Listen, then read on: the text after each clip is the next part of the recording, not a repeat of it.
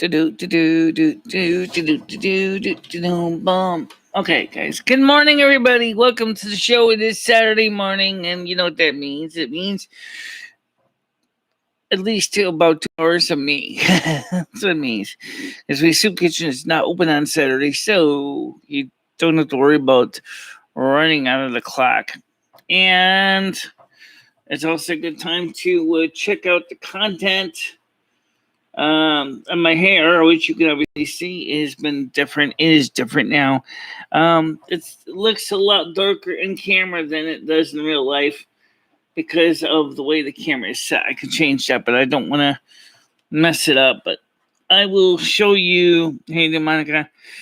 The panel is open already for you. So just come on. Panel is open. Yes. Okay.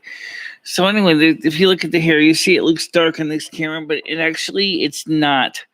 And I'm going to show you what I'm talking about. So let me go to a monitor camera because it's the one we used to rest the camera. That way you can see what my hair looks like in its natural, unprocessed video form. Yeah. Okay. So you can see. Unfortunately, you can also see the crazy, rogue, wild color schema of the lighting and stuff like that. Does my hair. It's kind of like a frosted blue gray. That's me. Okay, so now you're very wondering this: why is your camera darker in the video? Well, the reason is because we were experimenting with the settings some time ago to try to get rid of so I don't look like a redskin. And so because the mixed lighting can make me look like a Native American redskin. So I didn't want to look like that. So we set the camera up using a vector scope to give the best, more natural colors on the main camera because you can't really do it on the webcam. So it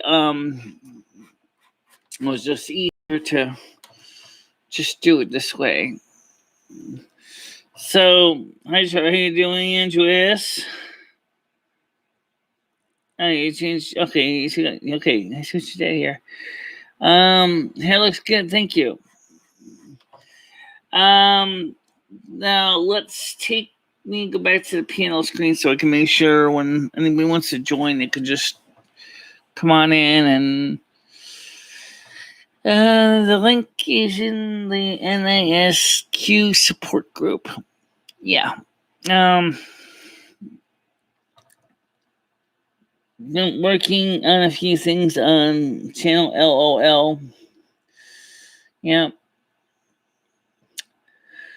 So the good thing is the hair is still kind of a work in progress. It's going to take a while. Right now, my hair is loaded with toner. That's the reason why it looks like it does. They said they may have to retouch it a little bit next month because 2 hours is a pretty long time to be sitting in the hairdressing chair to get all that brown out of it. It took a long time. Lots and lots. How you doing, Dankness? I see you. How you doing? So, just a very good day overall. It's going to be warmer today. Last night I did a video for Ed on his channel because he wanted me to show his AV hookup for his audio video gear. And I said, okay. So I did a video for him. I shot it for his channel. And so it's on his channel. But I figured I will show you a piece of the video. Yeah. Andrew, it is really kind of cool Mix of old and new. Absolutely. I'm going to feature that video right now, actually. Yeah, I'm going to feature that video because I figure, why not? Let you guys who never seen it see it. And that way we can enjoy it together. So I got it all set to go. I got it all queued up. So let's go watch this to set up together.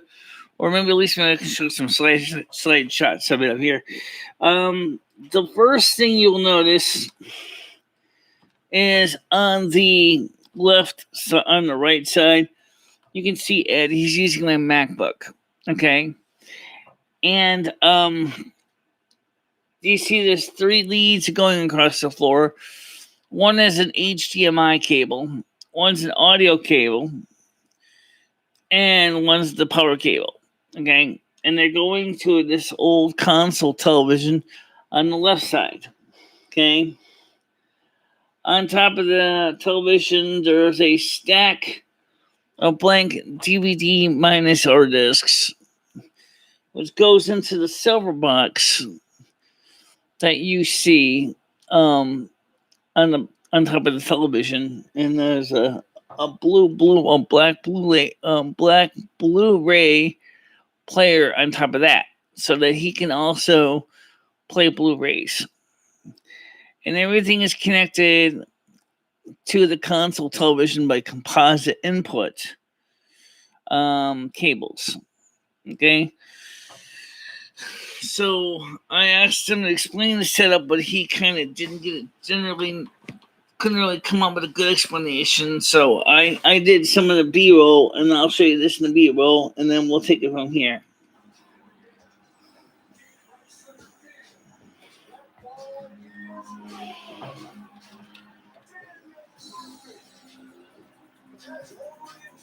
By the way, this was shot on the iPhone, by the way.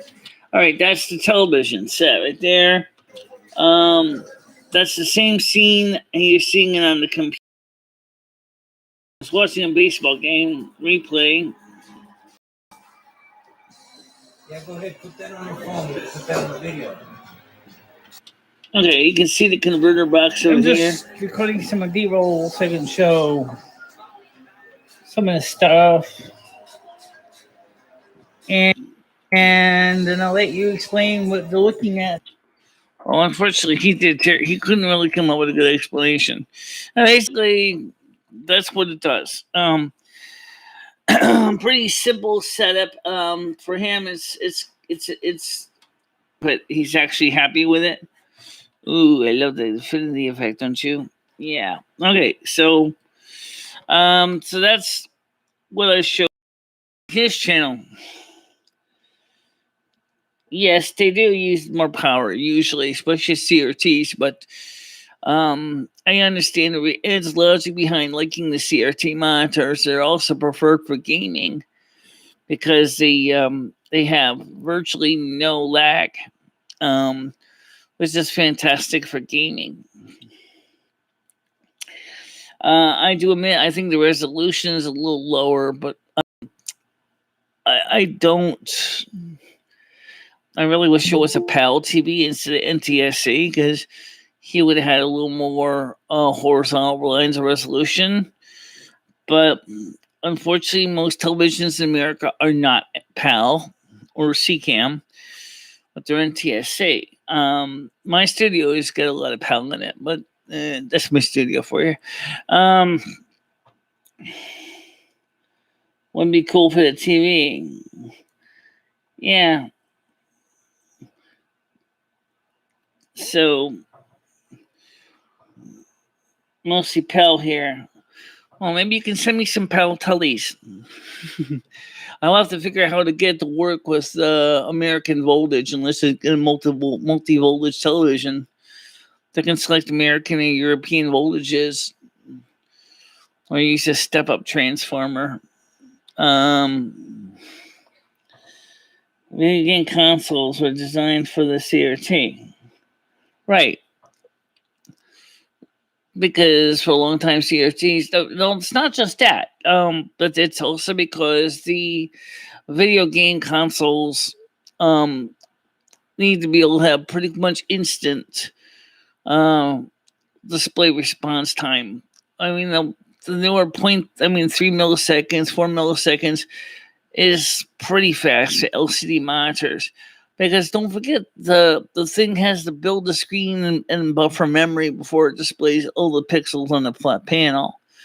And so that really kind of slows it down between getting the input, building the frame and memory, and then displaying it on the screen.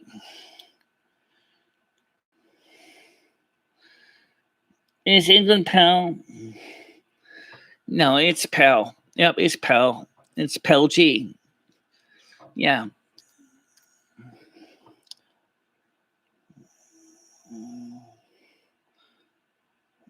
Yeah. NASQ is the form. Yeah, PAL is the format we use here. But unfortunately, I've got a lot of mixed. My network is a mix of PAL and NTSA. The camera on the wall here you're looking at is NTSA. The camera in the studio that you see me use when playing the records, it's PAL. No, Italy is also PAL.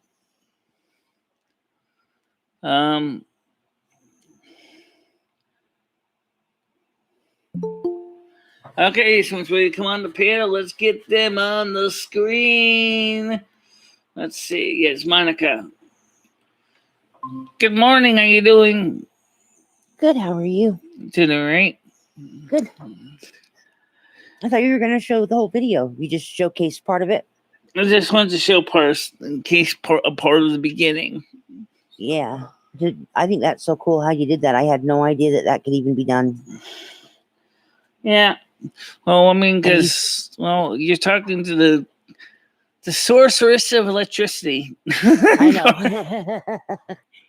But it's really cool that you did it, and it was all from, you said, just basically off the shelf products that anybody could go purchase and get and do. Yeah. I mean, the converter is actually available on eBay for like under $10. And let me guess, you already had one sitting at home. Yeah, I already had one. Yep, of course I had one. They came in two colors. You can get it in white, which is the one I showed, and you also have the black one, which has got white writing on it. Well, I already got the set of all the ones in white, so I didn't want to buy the black one. So I looked extra hard to find a white one to match my set. Because I got an NTSC to PAL converter too, which looks the same. Actually, I should show you that. Let me see what these things look like. So PAL is really not just the North American Snow Queen's Palace electricity. It's actually classification. It's also the PAL is a video format, and where is that stupid? There it is. Here's the converter that converts from NTSC to PAL and PAL to NTSC. These things used to take up a friggin' room. Really? Yeah. But thanks to miniaturization, look how small it is. This converts between PAL and NTSC. Okay. So if somebody brought me a PAL video VCR and I want to plug it into a American television, I just flip the switch for the output to NTSC. If I had a NTSC VCR and they would hook to PAL TV, I would set the switch in the bottom to PAL. And so what? The power plug for this would be plugged in right here. Oh, okay. But in the case of the HDMI converter that Ed's using, he doesn't need to provide external power because the HDMI cable provides that. So he just basically just needs the box. He didn't need to have the other thing in between to provide power. Okay. Which is powered by a standard USB lead.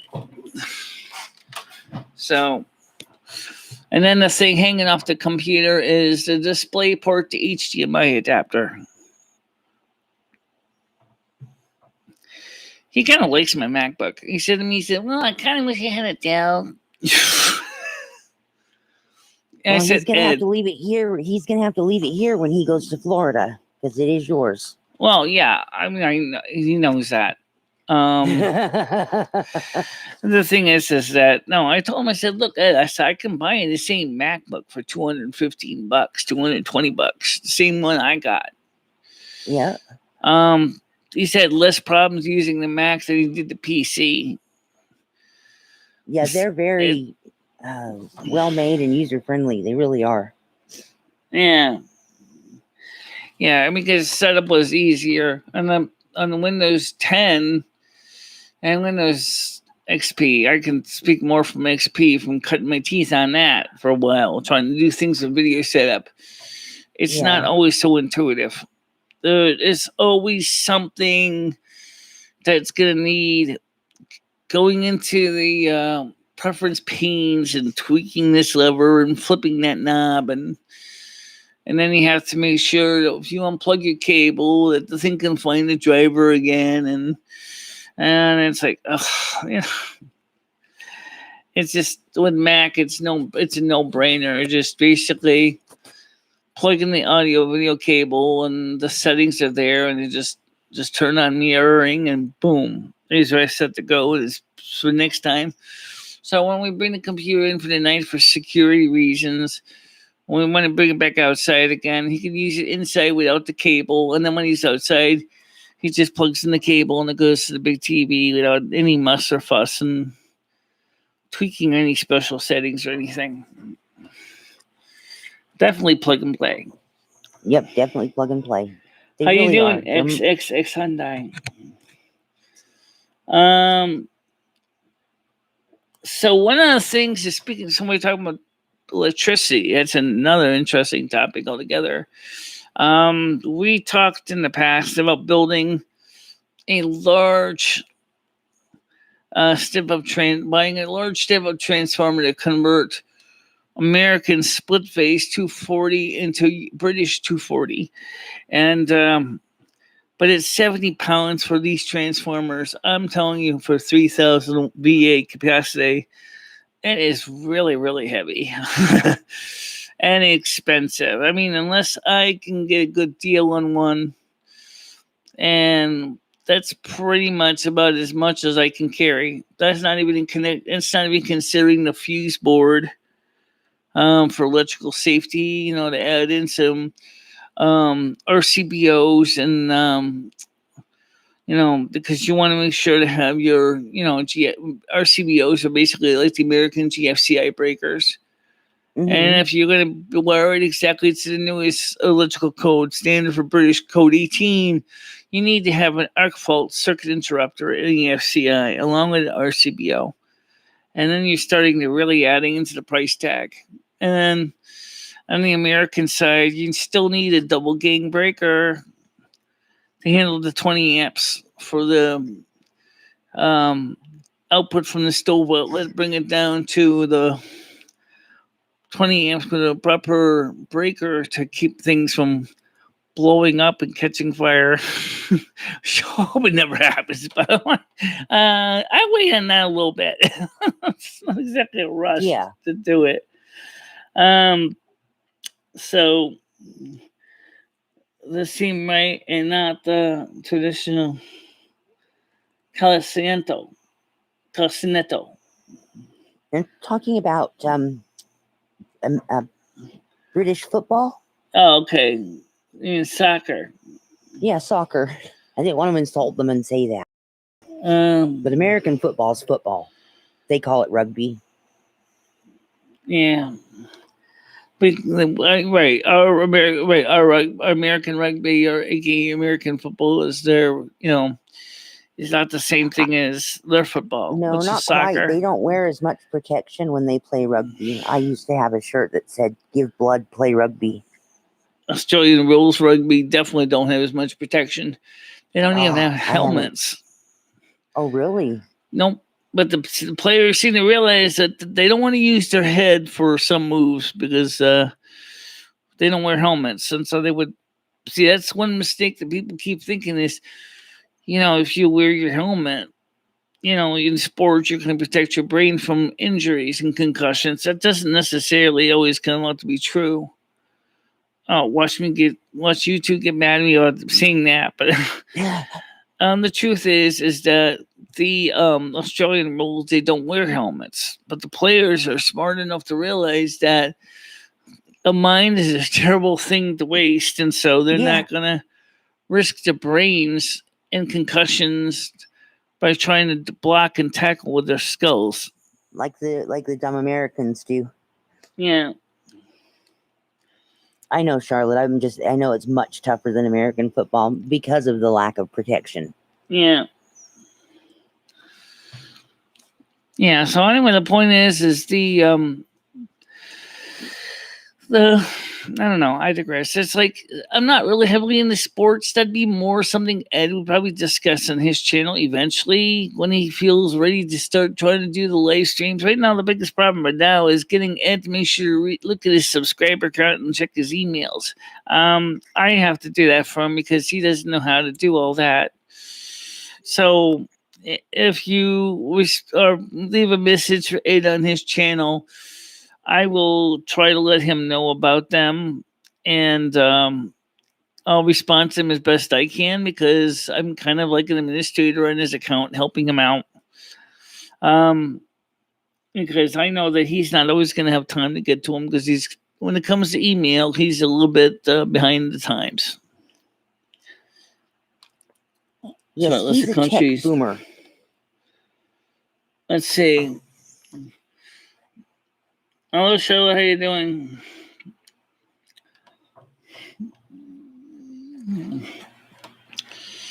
American football players are very expensive wimps, I should add.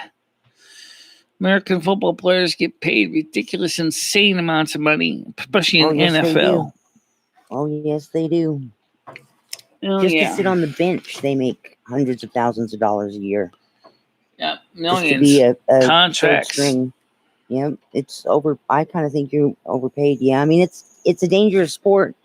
It's probably the most deadly sport in America right now, but I don't know that they need to make that kind of money. I think NASCAR is more dangerous, but yeah, but less people get hurt in NASCAR. Yeah, they get hurt less, but then again, there's always the risk of your machinery failing or your car, breaking down Like on what the track, happened to Dale and Earnhardt Jr. then another car doesn't see you, the yellow flag go up, and all of a sudden they smash into your car, or your steering goes wrong and you smash into a wall. And hi there, Carolyn.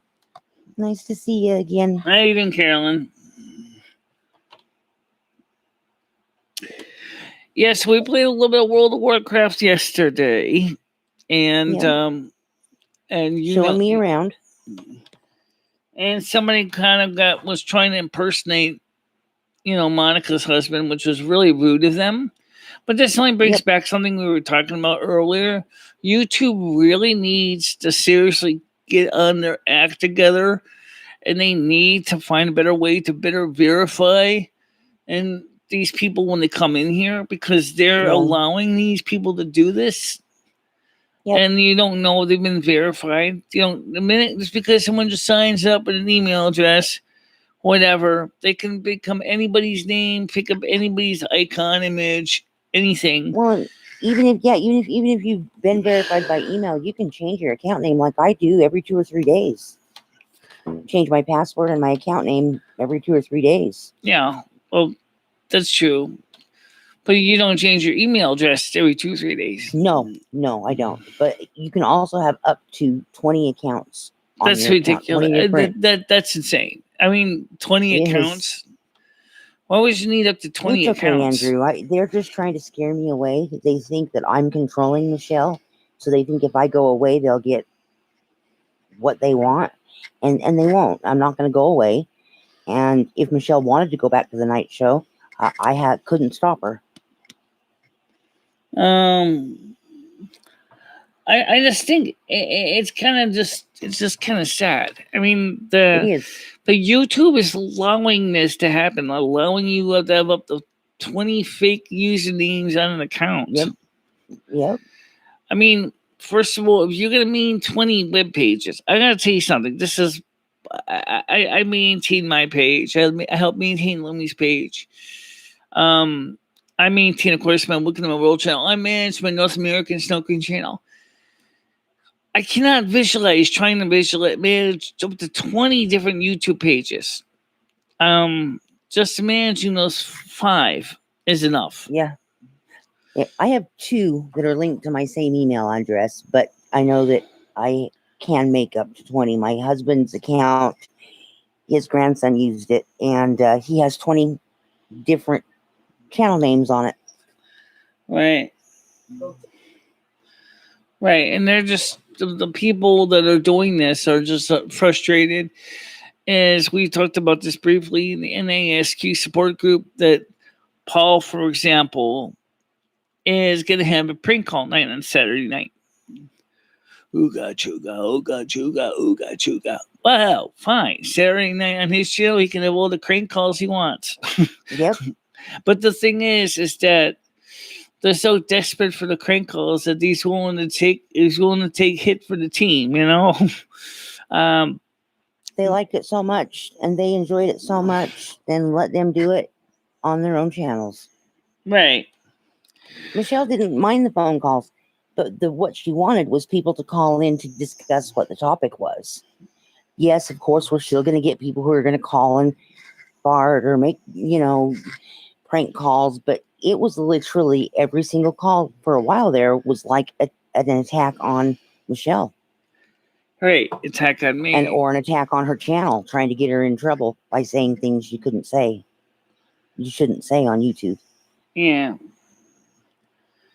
But if you guys, if you just go back, even in the videos that are already released, you guys just go back at least twice a year for the last 3 years, she has stopped the night show to try and stop this. Right.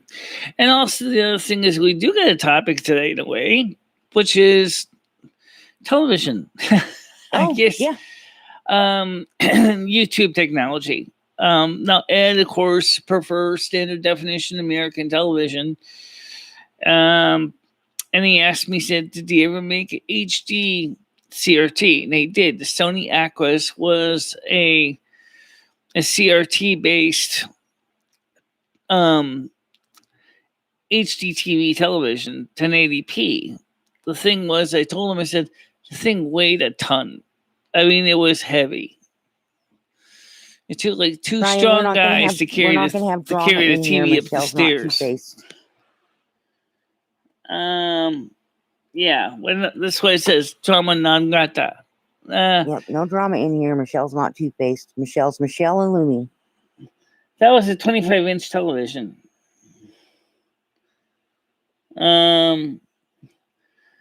Yeah, I mean it's that was still kind of heavy for us to move it because from the multimedia room into the outdoors onto the porch, we had to get over the step. 1 step. But you can imagine that when that TV was new, of course, movers are pretty strong, strapping lads, and they would basically be 2 guys picking up the TV and bringing it up a flights of stairs. I know when they brought up my console from my old apartment, they had to bring it down the stairs, bring it up to these stairs. It took 2 strong men to get my 25-inch console, which is still in my living room, and out of the old apartment, bring it up here to this apartment. And they were beat or exhausted. And that was a 1995 console. This TV's from 1984, so it's even heavier because their components are bigger, clunkier, and bulkier. And I hear that the Sony Aquas, we're using Sony Trinitons, are even heavier. And so this is the reason why people don't kind of went away from CRTs, was because of the weight of the displays. But one of the things that Ed really laments the loss of is over-the-air analog television reception, which I can certainly see his point. Because in the United States, as is in the UK, as Tecmo has demonstrated, is if you are trying to watch a digital television signal it's either all or nothing proposition. There's no with analog. At least you can still, if you can get any picture for a thing to lock onto, it'll show a picture. It may be snowy, might be noisy, but guess what? It's still a TV channel, and you can still watch it. I But now remember. with Yeah. digital, it's like everything has to be perfect. Your antenna, your coaxial cable, your Or if impedance, we get a everything. really, we live at the mouth of a canyon, and we get a lot of really strong winds here. And when we're watching our digital TV on the antenna, if the wind is strong enough, we just get a no signal message on the screen. Right. It doesn't even show a partial picture, whereas analog, you're right, would have. Whereas back when it was analog, you probably still got a chance to watch the picture. I mean, Exactly. Yep. this is the reason I think that the pushing everything to digital in some ways makes no sense. I mean, sometimes it's kind of nice, like, yeah, but you can create more signal and better quality picture exact signal. Well, if you happen to be, like she said, in an area where there's a lot of wind, or if you're in a fringe margin area where you don't get much signal, I'd rather watch ATS or NTSC picture with snow than seeing no signal on my screen. You know, that's just the way it is. That's why we Yep. grew up with in the old days as kids. You know, we would We just did. go ahead and we would DX the TV channels. So let's see if we can get TV channels, in my case, from Boston. Let's see if we can get TV channels from Rhode Island. We would just turn the rotor on the roof, you know, to the different states and try to pick up TV channels in that state. Oh yeah, back when the antennas were TV antennas on the roofs, those big, huge ones. I remember that. Yep. Yeah. I had one. I had one that was 11 foot long. Yeah, brand new. I had put up by a professional installer, and I used to get channel 38 from Boston when I was living in Willimantic. Wow. Yeah, and I was analog. Now it was back in the analog days. The same antenna would work with digital, of course. It just that the TV would have to be able to accept ATSC signals. Because basically they use one they call PWM, pulse width modulation. But The didn't they antenna stop is the same. Didn't they stop broadcasting in analog, or they still broadcast in analog, but everybody's also digital? Well, they stopped going with analog. I think it was around 2009, right after the March Madness games. Okay. And I thought that's what they did. I know that there was an order for everybody to go digital. some low and for the power, longest time, some we had, low like, power double TV channels now are still being allowed to keep the analog signal for the time being. But Okay. I think that the digital thing was kind of a shame because it caused a lot of people to lose a lot of good channels. But then after a while, the TV started to be like Me Too channels, you know. You know, oh, we got the same channel stuff that the other guy's having. You know, Yep. we're all showing the Home Shopping Network. You know, it's like, okay, fine, but maybe Home Shopping Network from Bridgeport may come out better than the Home Shopping Network from Waterbury. You know, for some reason, you never know the way what analog was. Sometimes it just worked out that way. But the days of analog TV, it was a lot more of a. It was more like a game. How far can you get far away from this? Can you signal get and still get a picture you can watch? Oh, Yeah. you'd be surprised how many channels I used to get. We used to have a antenna on our camper when we would go camping on our trailer. Yeah, And we would be up in the mountains. We'd still get some channels. yeah. Now if you bet that same camper to the same mountains, you'd probably be searching for signal. Yep.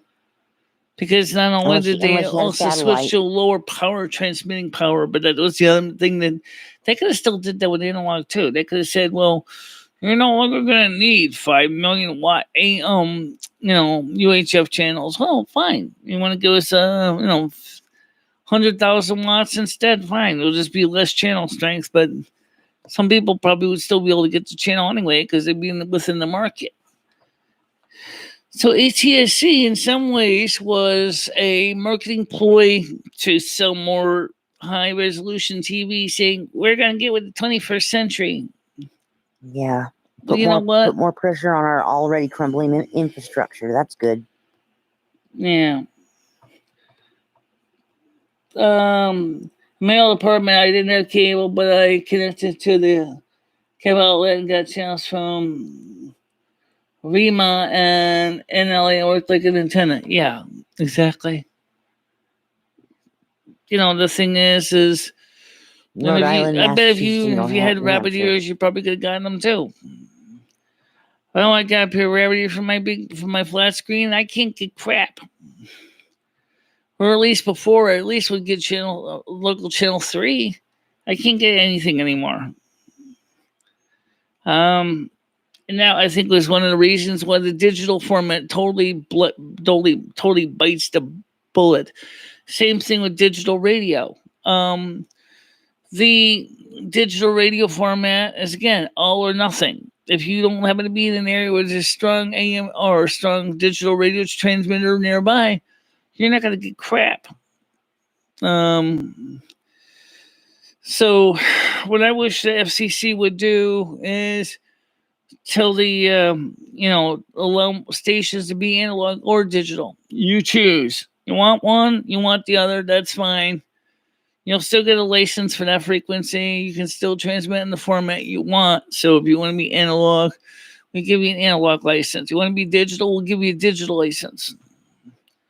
As long as it's listed channels, was it 2 through 39 now? Or is it 59? Because the very upper tier of the UHF dial has been allocated for cell phones. So that'd be fine. It's just an example of the kind of things that politicians do that just totally burn me up. They make problems where there really wasn't a problem. People never complained about the analog television reception in the United States. There was a lot of people who actually preferred it. And like a lot of people like to fix up retro TVs. Like you go to watch Shango 066 and Radio TV Phononaut. These guys restore analog appliances, TVs, record players, radios. And they enjoy doing that. And now they want to try to make AM radio band digital. I say no. Don't mess up with medium wave. Okay, I'll tell you why. Because when the shit hits the fan, medium wave is going to be the last bastion for communications for everyday radio listening to communications from a centralized source. I mean, come on, anybody can make an AM crystal radio set. It's just basically a crystal and some wire, a capacitor or two, and a couple of resistors. Do not mess up AM radio at all. Do not try to force everybody to go with this AM digital broadcast. Keep your hot grubby paws off the AM dial. I mean, FM band, you got more room because you got the subcarriers and the sub channels on FM, which could be used for this. But leave the AM band alone, okay? You only got a 9 kilohertz signal space in Europe, okay, and 10 kilohertz in the United States. Leave the AM dial alone. Do not try to think it's going to be worthwhile to try to shoehorn. It's like trying to shoehorn an elephant into a Volkswagen Beetle. A bandwidth. It's just not going to work. Okay?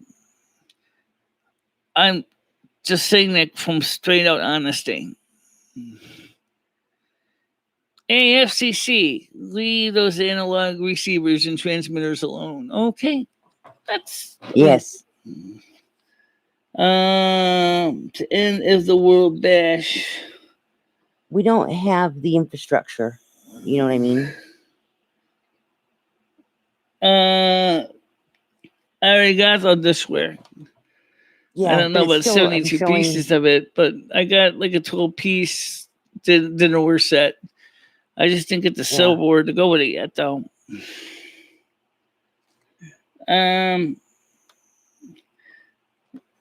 So, but that's the way I feel about the, technology. And then, of course, back in the old days, like I said, everything was, we said before, like TV was, was a simple thing, just like radio is, right? Put up the antenna, tune it to your favorite channel, and just enjoy the program. Now it's like, and it's even more complicated with digital. Oh, you want to sign up for Disney Plus? You want to sign up for Discovery Plus? Do you want to sign up for Hulu? Do you want to sign up for Netflix? Do you want to sign up for Tubi? Do you want to sign up for Pluto? Do you want to sign up for this? All I want to do is be able to turn on the TV, put up the antenna, basically start flipping through the dials, find a show I want, sit my fat ass down somewhere, watch it, and not basically worry about what's your username and password. And then have to then realize, oh no, it's not on this package. I gotta go to the other package, and I gotta log into that one to get the same channel, which I thought was on the first package. My God, you guys, this whole digital streaming thing can be nice, and it can be a curse. And then, of course, all these big networks are thinking everybody's got broadband with high speed downloads. I'm sorry, my internet's a tin can in a string. You know what? I'm actually barely lucky to even get out here at all to you guys. My network is so atrocious. It's not even funny. That's something to keep in mind. Speaking of the end of the world economically, the world is in deep trouble.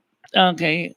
If you watch Eco-Economists, which I shared a few of the videos on the NASQ support group, and also on the regular general chat in the Discord, you see what he was saying of what's going on with the infrastructure in the United States crumbling. Bridges, roads, utility pipelines, electric, gas, power grid. Communication infrastructure is bad. That's why 5G had to happen. India has better communication infrastructure than we do. But what about our building structures? Oh, look what happened in that place in Miami. Oh, I know. 4 people so far. That building was inspected. That building was only built in 1980. How the hell did it come apart so darn fast? Turns out there was a couple different problems. One, the building was already sinking into the ground because of the weight. Number 2, it was being inspected every 40 years, but unfortunately, I guess they didn't catch some of the structural damage that was already happening with rust and corrosion, and so everything just started to rot out. And oh, is that what you're thinking? Salt water, like Hyundai said? It's just a mess, the structures in that building that fell down. Yeah, that's well. Hyundai said something about salt water does wonders. I'm just wondering if maybe the salt water did help that. Good morning, sir, out on the wire. Yeah, restoration of the steel, I bet. Or what about what happened in the UK in Grenfell Towers, where somebody thought, oh, we should put this nice outside cladding on this building as plastic so the building looks new, from the 1960s type high-rise tower apartment complex. And then it turned out the material they used wasn't even fire retardant. And then Grenfell Towers went up like a tiki torch. Oh, wow. Because of a fire. And it was like, where did that happen? How in the heck could someone designing the exterior of the building not consider fire resistance? This is where, again, people come up with these great ideas, but somebody didn't check to see if the materials was the appropriate grade material for the job. 3 years ago? How did they not know that stuff wasn't fire retardant? I don't know. They were just trying to cheap out, I guess. Grenfell Towers was just in London was just trying to cheap out and buy the cheapest stuff they can get their hands on. Andrew says a lot of buildings still have that type of. They look nice, but because the plastic contains cyanide in it, when it burns, it was PVC. Guess what? all Oh, those people died from the fumes of the burning plastic. cyanide. Oh, Yeah. Buildings still have the same cladding on it. that's disgusting. Yeah. It is. It's just. But just like the eco-economist said, he said one thing about politicians, they come up with short-term results, but they don't look at the long-term implications. Nope. And Oh no, Biden sat instead down of and canceled allocating all money those. for which they should have for this, they go ahead and like they want to do an infrastructure bill and come up with a whole new bill just to spend money when they already have money allocated for this type of repair. They're just not allocating it properly to that, which they already have in their budget. They wanted to spend more money for the same thing that they already have the money for. Or they do a lot of busy work. Well, they just like you said, they don't think about it. Biden got his first day in office and sat down and canceled 16 policies and changes that Trump made, and they're backfiring on him Right, now, exactly. especially the wall. And now he's seeing the results of what's going on with immigration. Yep, exactly. And he didn't care. He just wanted. And now to make he's it fit wondering so if maybe we should have kept some of the things doing that Trump was doing. Yep. Because it was saving us a lot of headaches. Yeah, because Trump's a Have them businessman. stay He in, built his own have them business stay and his in own Mexico money. during the processing of their applications. Would make sense. Don't bring them over here yet. We don't have any place to put them. I mean, Well, Mexico was already hosting them anyway. I mean, Mexico was even getting sick of hosting them. And then Mexico, then you need to tell the people in your southern borders, don't bring them here. Yeah, they needed to. But actually, they did that one time. You know what the people in Guatemala did? They knocked down their barriers. They knocked down their fences. And they flooded into Mexico. And Pueblos Sin Fronteras, aka in English, people at borders, didn't care. They were just sending them up there into Mexico anyway. Even though the Mexico government was like, no, we don't want them. We don't want them. Pueblos Sin Fronteras says, we're a humanitarian mission. We deserve to get treatment. But we can't take you. So Mexico is having a problem with their southern border that we're having with our southern border. Well, why don't they just go home? And why don't we work with their home countries and get businesses out there so that they can have better lives out there? Because the problem is in some of their countries, they're so messed up, you can't even get a better life because their governments don't want to give you a better life. And you know what's even more terrifying is that the United States was paying these countries welfare money, so to speak, to give these people better lives. Instead, the governments were pocketing the money for themselves. Talk about greedy corporate welfare or, international welfare, for countries that were supposed to use the money to help make their lives better for their people. Instead, they pocket the money for their own greedy uses as the governments.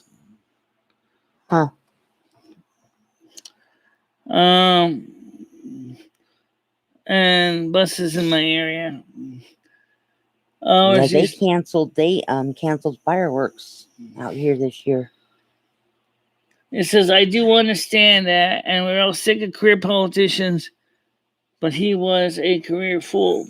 The thing is, speaking of career politicians in general, they're the ones that are they're the ones who are most out of touch. Every time these people try to come up with laws or regulations on a new thing, they don't understand it. Right? They're old guys and gals. They're not young men and women. They're getting in there and they're like, they stay there for 40, 50, 60 years. And they're like, hey, Mitch McConnell, anyone? Do you realize how long he's been in there? He's been in there since around 1980. Yeah, it becomes like a lifelong seat. And then some of them, when they die, their wives can take over. What? Right. Is that? Yeah. The thing is that they just don't have an understanding of what they're passing legislation on. Because they depend on lobbyists to do it, to write the legislation. And they just give them a rubber stamp. Okay, fine, you like your bill, let's make it a law. But they don't understand what the technology means. A lot of them didn't even know how to use cell phones until recently. Yeah. So, And they make too much money to know what the average American struggles with. They pay themselves well above the average, what the average American makes, and they should make what the average American makes so they can know what we struggle with. they should not even be allowed to even give themselves a pay raise. A pay I know. raise should go through a referendum vote by all Yes. Americans in their district. I 100% agree Hi, with I'm a that too. politician. I would like to know if I can get a pay raise. Please vote yes or no. I bet most people would say no. Yeah.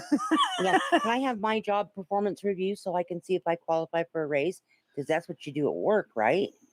Right. They They need should do they the should same be thing. they should be required to go to their own people and ask for a pay raise. They shouldn't just be able Michelle, to go you should carte run for blanche and just president. say, gee, you know what, I feel like I need another $100,000 this year. Why? What did you do? The same as last year. Then you ain't worth no extra $100,000, honey. You're doing the same job as last year, which was mediocre. It's 8:45. It's already 20 degrees. Blah. Oh, I don't even know what the temperature in Winston is. Let me just check that real quick here. Okay, Siri. What is the weather in Winston, Connecticut? It's currently cloudy and 24 degrees in Winston, Connecticut. Ugh. All right. Not much of an improvement for over high on whereas it's gonna be high at 27 today. So I guess it's gonna be a little cooler, but today is gonna be the last of the cool days. After Our that, high's it's going gonna to be start going up 89 to degrees 32, Fahrenheit. 33, 34.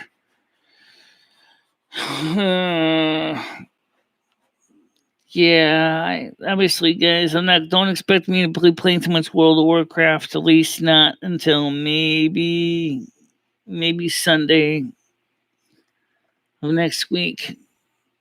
Because Sunday of this week is going to be 29. Monday's going to be 32. Tuesday's going to be 33. Wednesday's going to be 32. Thursday's going to be 28. Friday's going to be 24. Maybe Friday. Saturday is going to be a high of 21. No. Wait, Friday will be high of 24. Okay. And Saturday will be high of 21. So maybe Saturday I might play some World of Warcraft. Maybe Sunday of next week. But jeez. I hate summer. I hate the heat. I hate the bugs. We haven't had too many bugs, but damn, we sure got the heat. Yeah, we got a lot of bugs here. Yeah. Earwigs. Ew. You know, last night Rusty was kind of hiding. He went outside for a while and then didn't come back until later on in the morning. Everybody was growing worried. And we left the door open so the kitty can come in. And he came in, of course. But the thing is like, I was like, okay. I didn't get much sleep because I was kind of sleepless and Winston worrying about the cat. Turns out he later snuck in on his own in the morning, and then it says to me, he said, "You cat's in," because I didn't hear him. I was asleep. He said, "I told you all morning your cat's in." I said, "Oh, okay. Well, I was asleep when you told me." So, but still, it's just an example when I'm talking about when I worry about my cat. You know. Yep. But see, those alphas, they'll do that. Suzuki will do that too. He'll go away and not come home till 3, 4, 5 in the morning sometimes. Yeah. And I still worry, even though I know he comes home. I still worry because his dad went out and never came back. Pets know when they're going to the vets. Well, actually, that's one reason I have a vet that does house calls. Oh, It's a little more expensive, but at least he can come and take care of the shots and stuff, and I don't have to worry about lugging him all the way up to Norfolk because I don't have a ride to get to Norfolk anyway. So the vet comes out here, gives the cats their shots and physicals. How do you know gypsies took your cat, Andrew? Yeah. How do you know gypsies took your cat? Yeah, he said travelers. In Europe, they call them travelers. Right. Yeah, I've heard of them. They have the most beautiful graves. What? Most beautiful graves. They do. In the UK, they have these beautiful graves. They have all this marble. There was one guy who, his family had his headstone, and then a bunch of other headstones were in there, and one of them was a Marlboro pack of cigarettes carved out of marble. Well, the thing is for me is that when I die, just basically wrap me in a burial shroud, throw me in the ground, and call it done. I'm not worried about being immortalized in a fancy. You're the North American snow queen. Yeah, well, You I need to be came in immortalized. like a pile of dust. I'll leave as a pile of dust. I mean, what you always have from me to remember by is all the videos on YouTube until all the videotapes become a pile of dust. And then all we are is dust in the wind. Yeah, that's the truth. Yep, it's true. Yeah. It's true, though. So, I mean, even our infrastructure will turn into dust eventually. Even the stones will wear down eventually. You know, but the spirit, the anima, the energy will continue to exist around us, the soul. Whereas moth chew up and rust corrodes, the soul is eternal. You probably know that from your your religious study days. Yeah. I don't have a problem with it. They were going about it, and then we would see them trying to self animals off. Oh, okay.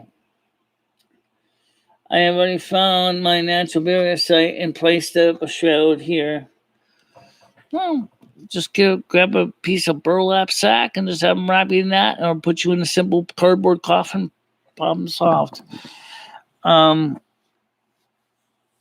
not gonna go with the fancy stuff, like, because I mean the fancy funerals are like really, really expensive. I mean, there's a funeral insurance plan, funeral advantage plan. I keep hearing about this on it's Jimmy's channel. I don't know why I keep getting this about this funeral advantage plan, but I guess I looked up Green Burial once, and I had since that they would like to let me know that there's a plan to pay for my funeral.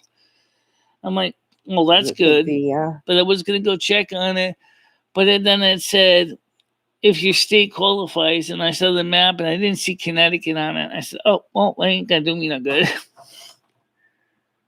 I was just learning about them last year.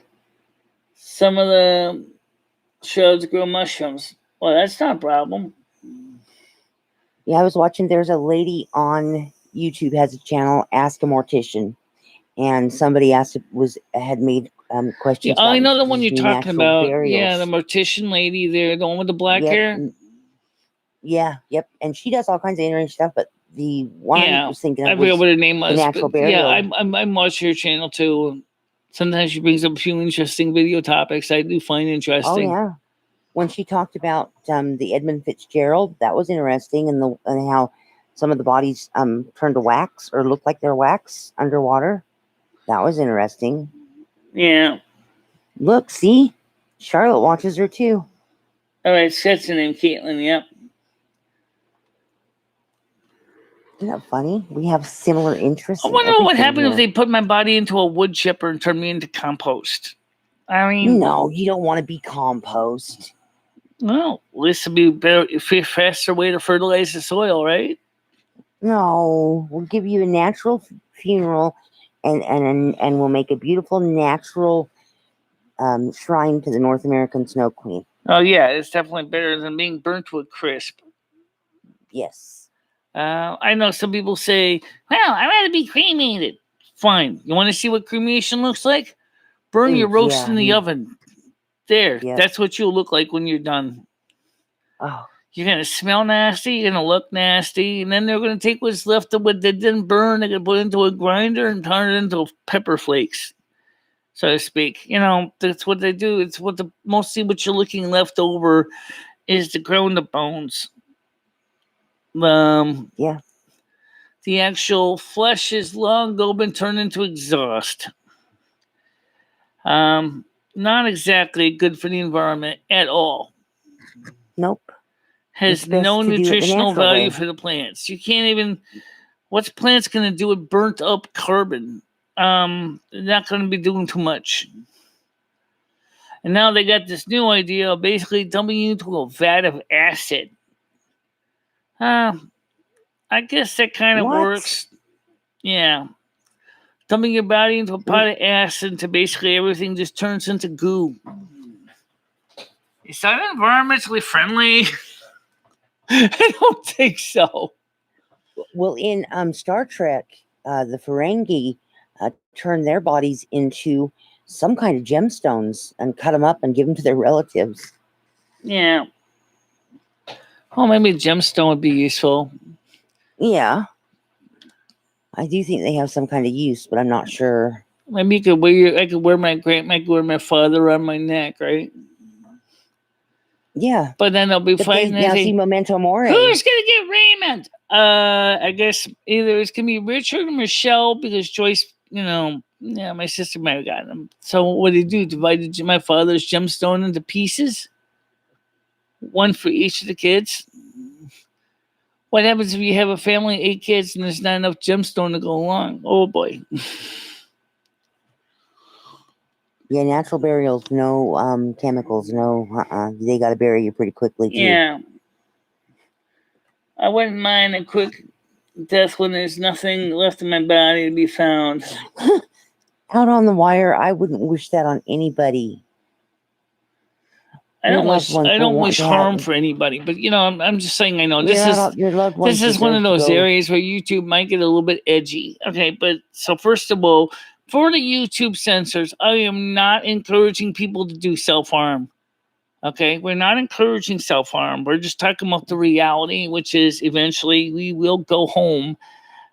It's just a matter of what do you want to do with the leftovers. About self-harm. This is about what we're going to do with our bodies after we already die naturally. Right. And this topic does not reflect the views of YouTube or their advertisers.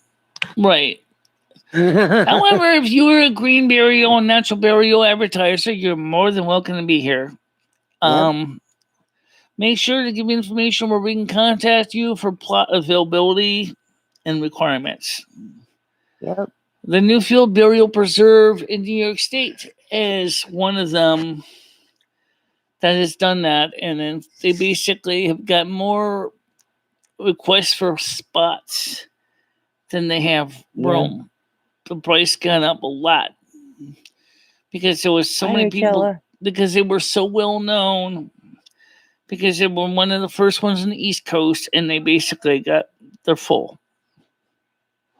But since once the body turns into compost naturally, they can always put another corpse on top of you. And then maybe, who knows, maybe in about 200, 300 years, they'll probably just, till the field and probably plant more bodies there. I don't even think there's places in my state for that yet, because when you come into my state, it says, welcome to my state, and then it says, please set your clocks back 10 years. Well, really? No, okay. It's a joke, but we're about 10 years behind everybody, all the other states. And you know what? If you really want to look in the natural burial for you and your husband, it should be easy enough to find. But you could talk to a local, undertaker and ask them what the requirements are, if there is any place for natural burial. Because it's really a lot less damaging than vaults and embalming and caskets and. There's probably places here. I just haven't looked for them. Right. I have a plot already for myself, so. That shouldn't be a taboo subject. You know, just It like shouldn't birth be. is not a taboo subject. I mean, really, why would birth be any different than death? You're just passing from one realm to another, you know. Yep. I Yep. I mean, agree. I'm not afraid of death. Look, I've been Mm-mm. on this. This is my 33rd life. Come on. I've been here long enough. This is my 32nd. It's your 32nd. And the point is that we've been here long enough. We went through the cycle enough times. Um, it's just the natural nature of life, you know. The only thing I want to do is when my time comes, I just want people to get to know me for who I really was.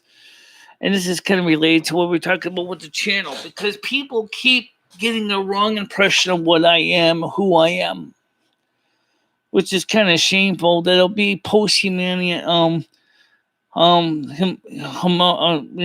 I'm gone, that people are gonna go. So I know, gee, Michelle was nothing like that. These people made her sound like.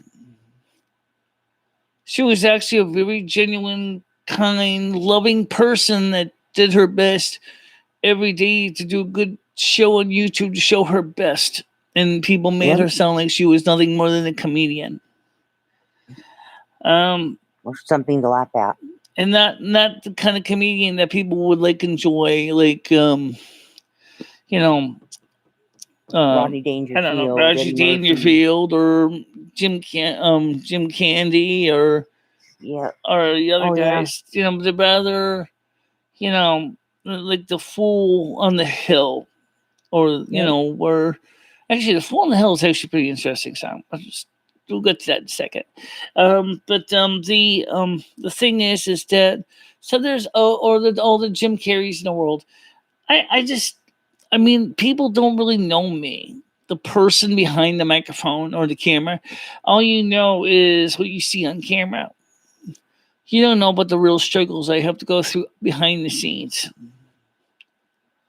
I Am Snow Queen kind of shows that, but I think it could have gone a lot further.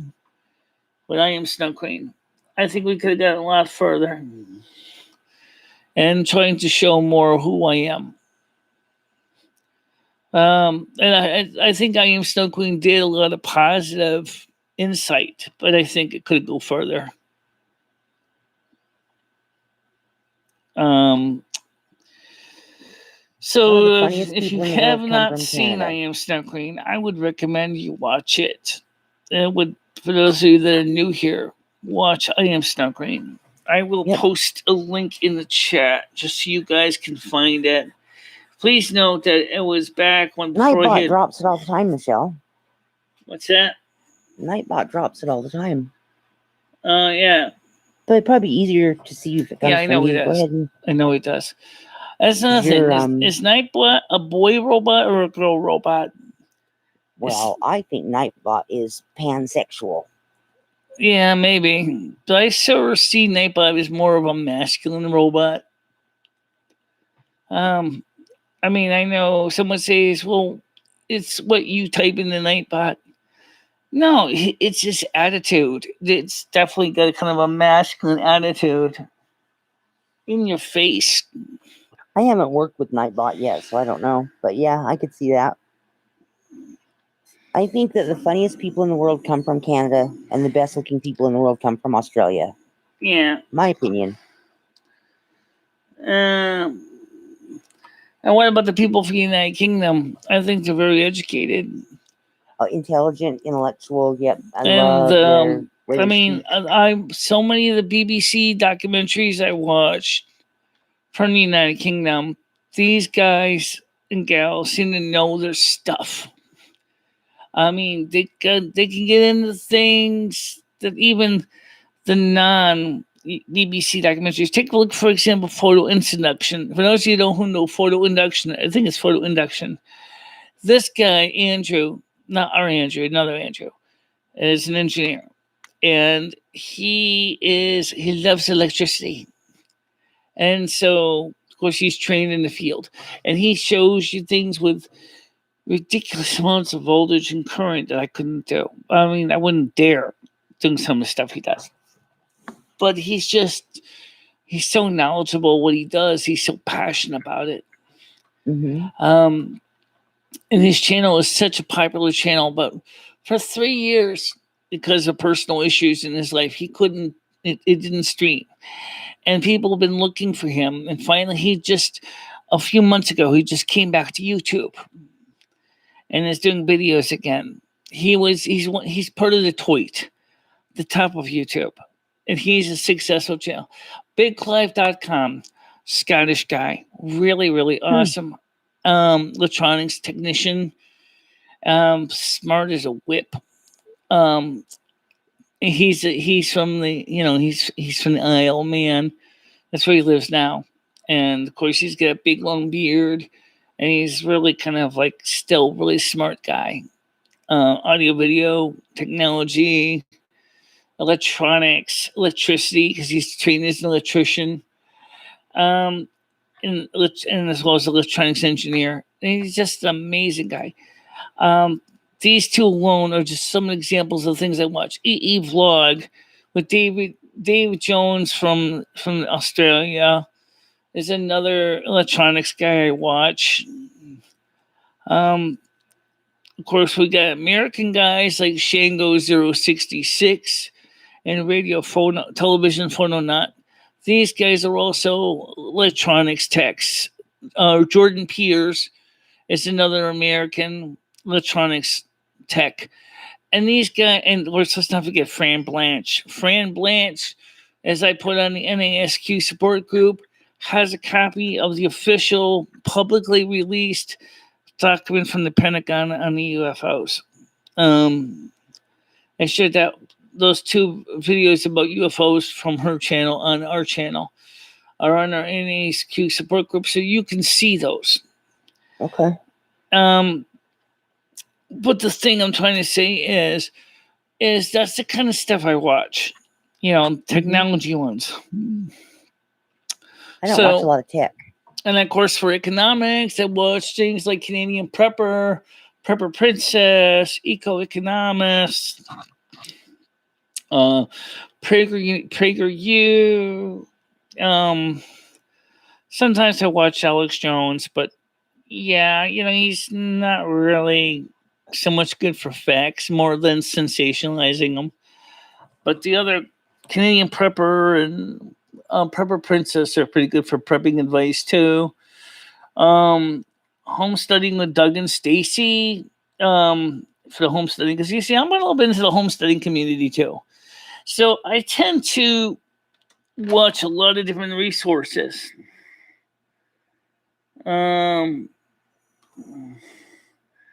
What's this here?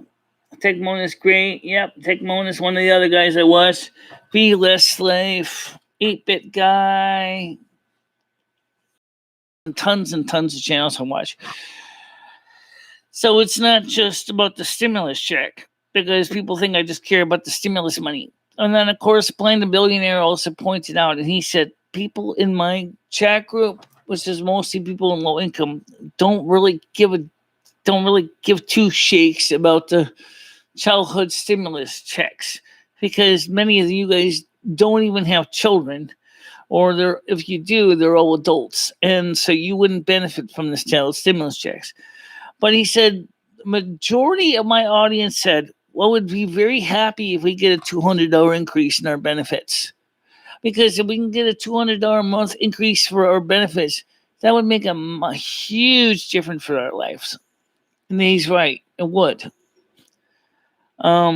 Because if it got, from $790, and if he went to, $990 or $1,000 or 1071, he would be able to have more money to do the things that he loves and not feel like he has to choose sides if he wants to do A or B. But rather, he might be able to have more money to do a little bit of both A and B. And so what's this story going on about money for kids?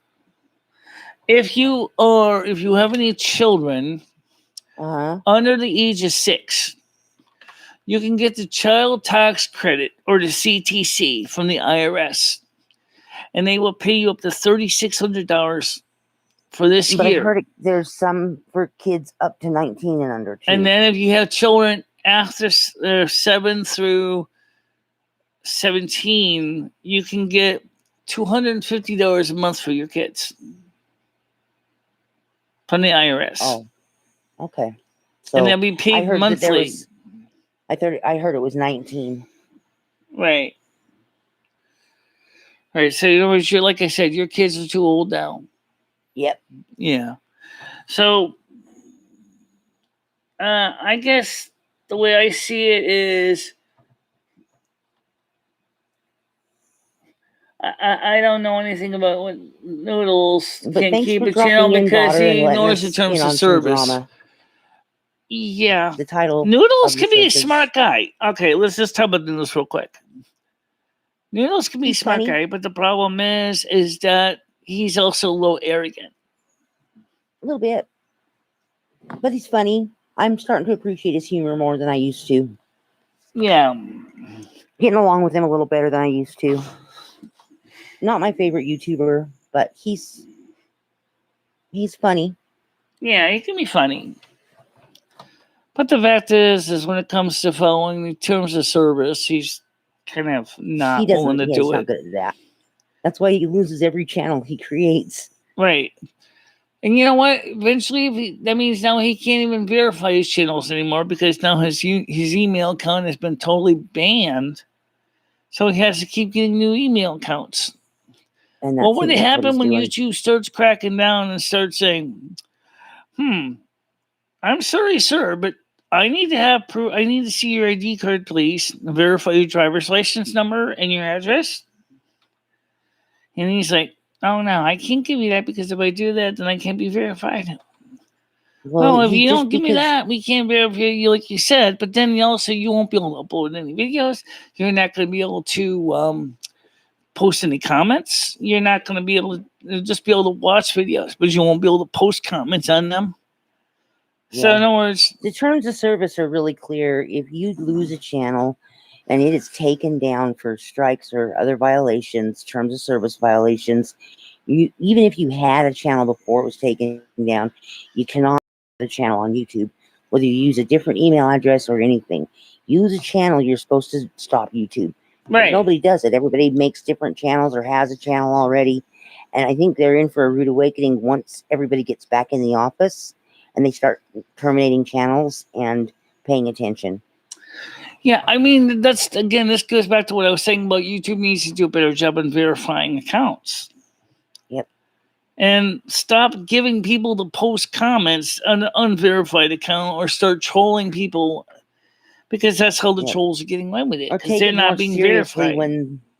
Or take it more seriously when a channel or a comment is flagged and really look into it. Yeah. And yeah, that's something YouTube also needs to do. Is look into the situation where comments are being flagged better and saying, oh, wait a minute. You know, this is a serious issue people are bringing up, especially if you get 6 or 7, 8, 9, 10, 12 from complaints about the same comment. Oh my God, they should definitely be doing something. Yeah. I think that they are starting to, because you're starting to hear of channels that are fairly good sized channels that have been around for a while that are getting just taken down. Yeah. By YouTube, not by anything anybody else is doing. So there's another reason, Michelle, to obey your boss. Right. I think YouTube is also trying to crack down on the spamming of websites that are being posted in channels, or when they've got people spoofing content creators' channels. Again, if everybody had if everything was verified the proper way, there would be no way that somebody could say, I'm MicheleMarieDalene. And then, of course, if I said, wait a minute, I'm MicheleMarieDalene, I didn't say that. And then they would have to say to the other MicheleMarieDalene, hey, show me your ID card. Oh, your name is MicheleMarieDalene too. Oh, at least you're valid and so is she. So you're both valid. But you're using the same thumbnail. That's kind of weird. What's the story with the thumbnail? I mean, you almost got to change your thumbnail as much as you got to change your password. That happened to you, didn't it? Yeah, I've been spoofed quite a few times. Yeah, that's what trolls do to people that they try to control. I don't know what the pimp hand is, but I don't know what a pimp hand is. I never heard of that term. But the point is slapping people. I don't know. Yeah. But we do know that the YouTube administration has got to fix a few things, and they're not doing a good job at it. I'm not going to name any particular names, but as you saw the piece in the quartering, there's one person particularly that has definitely turned up a lot of anger against that person. Yeah. And so they need to really work on a better policies. They have the technology. They could do a better job. Yep. But, they keep trying to push a certain agenda that just doesn't make sense. YouTube originally was express yourself, and now it's become go fuck yourself. If you look at the terms of service, it's pretty clear what is and is not allowed. Yeah, and they're really not allowing a lot lately. Yeah. Ever-changing terms of service. Right, but now they get to the point where they're going too far to the left, and then they're complaining when people, they said like the quartering said about the term harassment. You got this official dictionary definition of it, and now you got the far left definition of it, and they're using the far left, which is way too tight from the original definition of harassment or defamation of character. How you doing, Brian? Cleaning up the H3, yep. I think he's trying to say he, Brian but I'm K, not 100%. I got a question for you. We used to have you as a mod. I think it's time you give a wrench back. Do you think Brian K should get a wrench? That's up to you. He's never been a problem before. I never had any problems with him. And he might be a good asset to have as a moderator too. Yeah. Because he does understand what's going on, and he's been around a long time. He's been a supporter for a very long time. Yeah. And he's knowledgeable. Yep. I mean, he can. I will give you a wrench, also, Brian K, so you can join the Inner Sanctum on our Discord. If you would do me a favor and DM me, say hello to me, and I'll add you as a friend, and then I can give you a wrench, moderator wrench, to join us in the Inner Sanctum on Discord. Because your information and your insight is useful to us. Yep. He's always been here. Yeah. Sometimes his sense of humor isn't always like mine, but that doesn't mean I don't like him. He's always been very pleasant and funny to be around. Yeah. And I've never seen him block anybody for no reason, ever. Right. Well, until recently, he didn't. Well, he was a mod once before, and then he got demodded during the wrench gate, and then modded again. And we're trying to prevent having too many people become wrenches around here because it gets too confusing. It can, but like I said, he's been with you for a long time out on the wire, and him are some of your oldest people. Right. So, I don't know where Brian K know each other from long, long ago. They're both been around a long time. And so, Brian K, if you can do me a favor, send me a DM on Discord.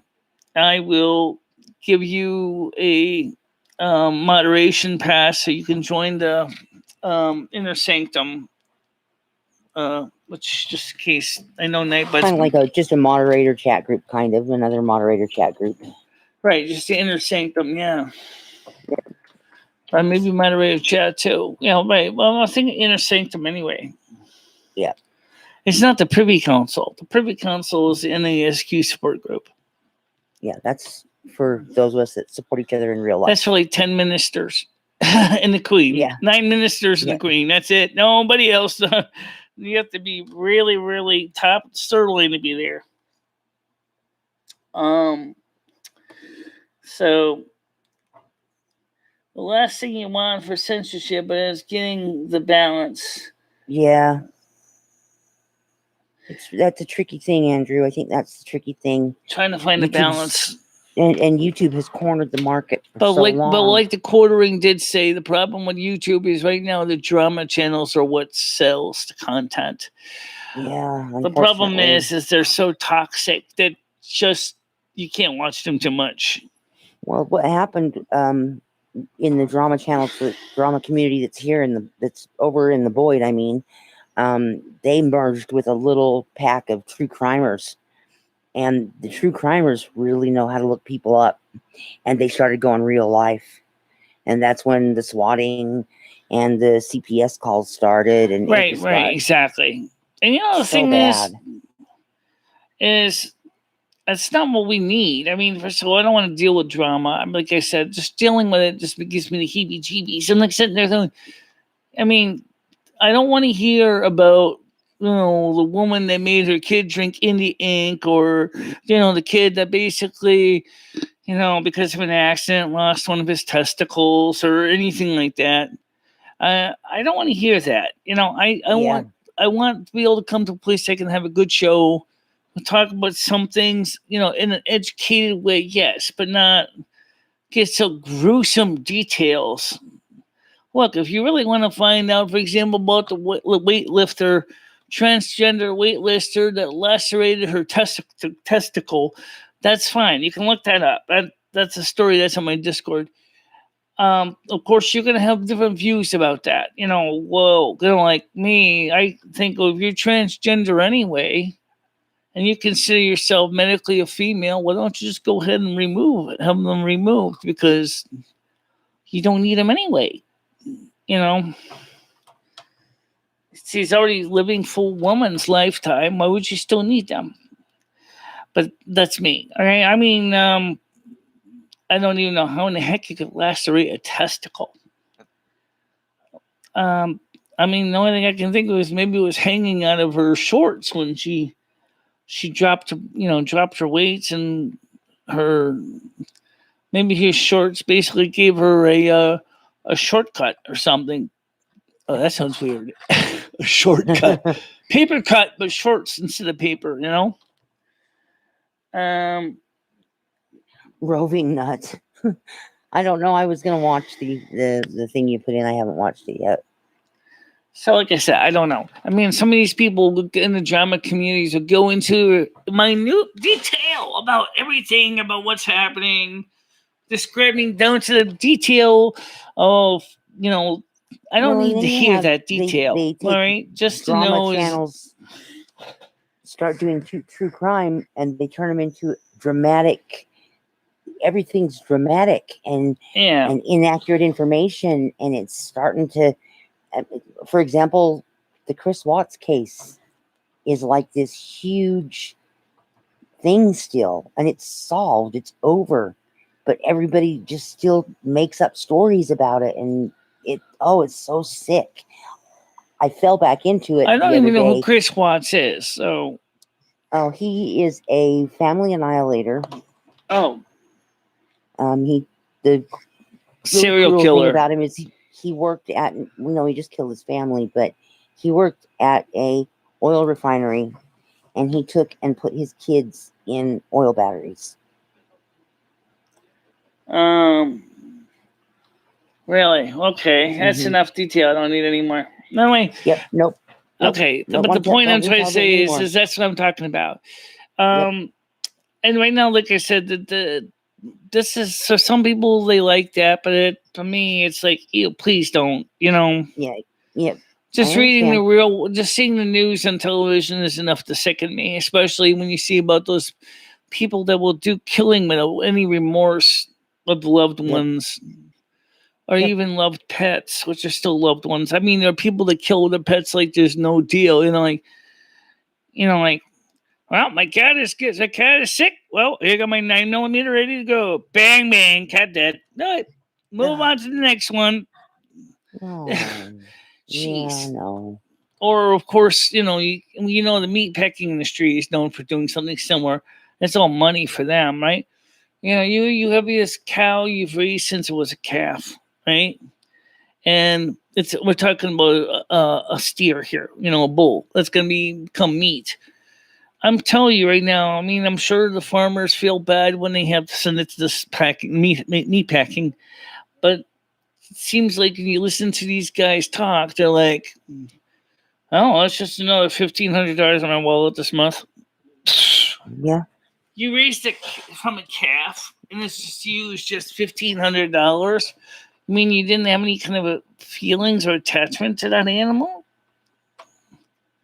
I couldn't do I'm it. sure a lot of the farmers do, but I mean, the cattle Yeah. ranchers. I know that in my last life in Montana, I mean, we took care of, mostly we were dairy cow, but we were a dairy farm, but we also did have, of course, some meat as well. And I felt bad when my husband had to take care of butchering the animals. I really do, because I was like, we raised the little things from calves, and they were, they're cute when you're young and small, and you just, your heart goes out to it. But the truth Yep. is that eventually, the animals can end up being your dinner. Yeah. At least for the dairy cattle, at least they didn't have to face that.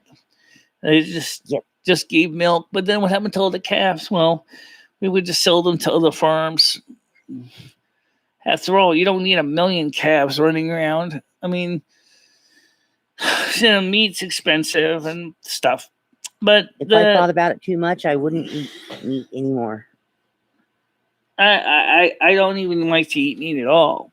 I mean, Ed is like, oh, I want my hamburgers. I want my steaks. Well, do you ever think of where the meat comes from, Ed? And I mean, but like I said yesterday, we depend on energy. So we consume other animals and plants for energy so that we can live. And then, so there's nothing wrong with that, but just be respectful of where you're getting that energy from. I don't care if it's a carrot, a corn on the cob, or even a tomato. The fact is, Ooh, I love corn that on the cob. I mean, I'm sure. I mean, they have the people for ethical treatment of animals. What about people for ethical treatment of plants? I mean, I think we treat our agriculture better. I mean, our plants better than we treat our livestock. I mean, just think about it. I mean, yeah. I mean, like you plant the wheat in the spring, and then by the winter time you're harvesting the wheat. But during that time, you're watering it and you're fertilizing it and you're treating it well in the sun. It's grows big and strong, and but I think we have more respect for plants than we do other animals sometimes. And we know that the meat packing industry is a big business that basically processes meat at a very high rate of speed.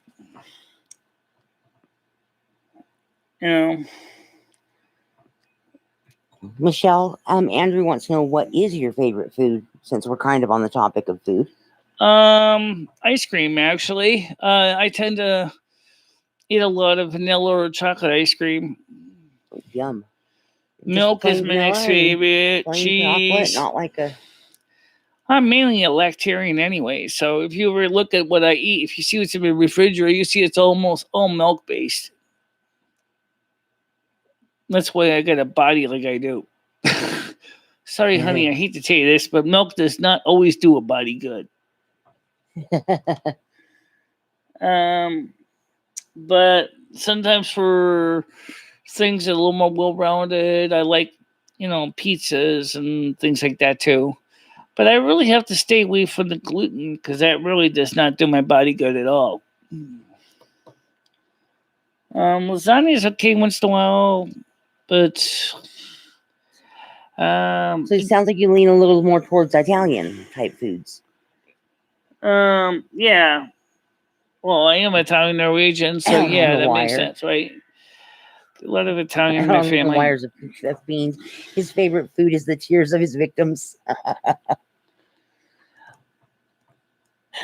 Well, like I said, strawberries. I've had strawberries. I don't like strawberries. They're Not okay. I mean, Not even dipped in chocolate. yeah. I never had them dipped in chocolate. But since I get strawberries. I like grapes, which kind of makes sense because again, the Italian in me, you like your dark grapes because you like to make your vino, eh? Mm-hmm. All right. Oh, anyway, I like the dark Concord grapes. I like grape juice. I like grape soda.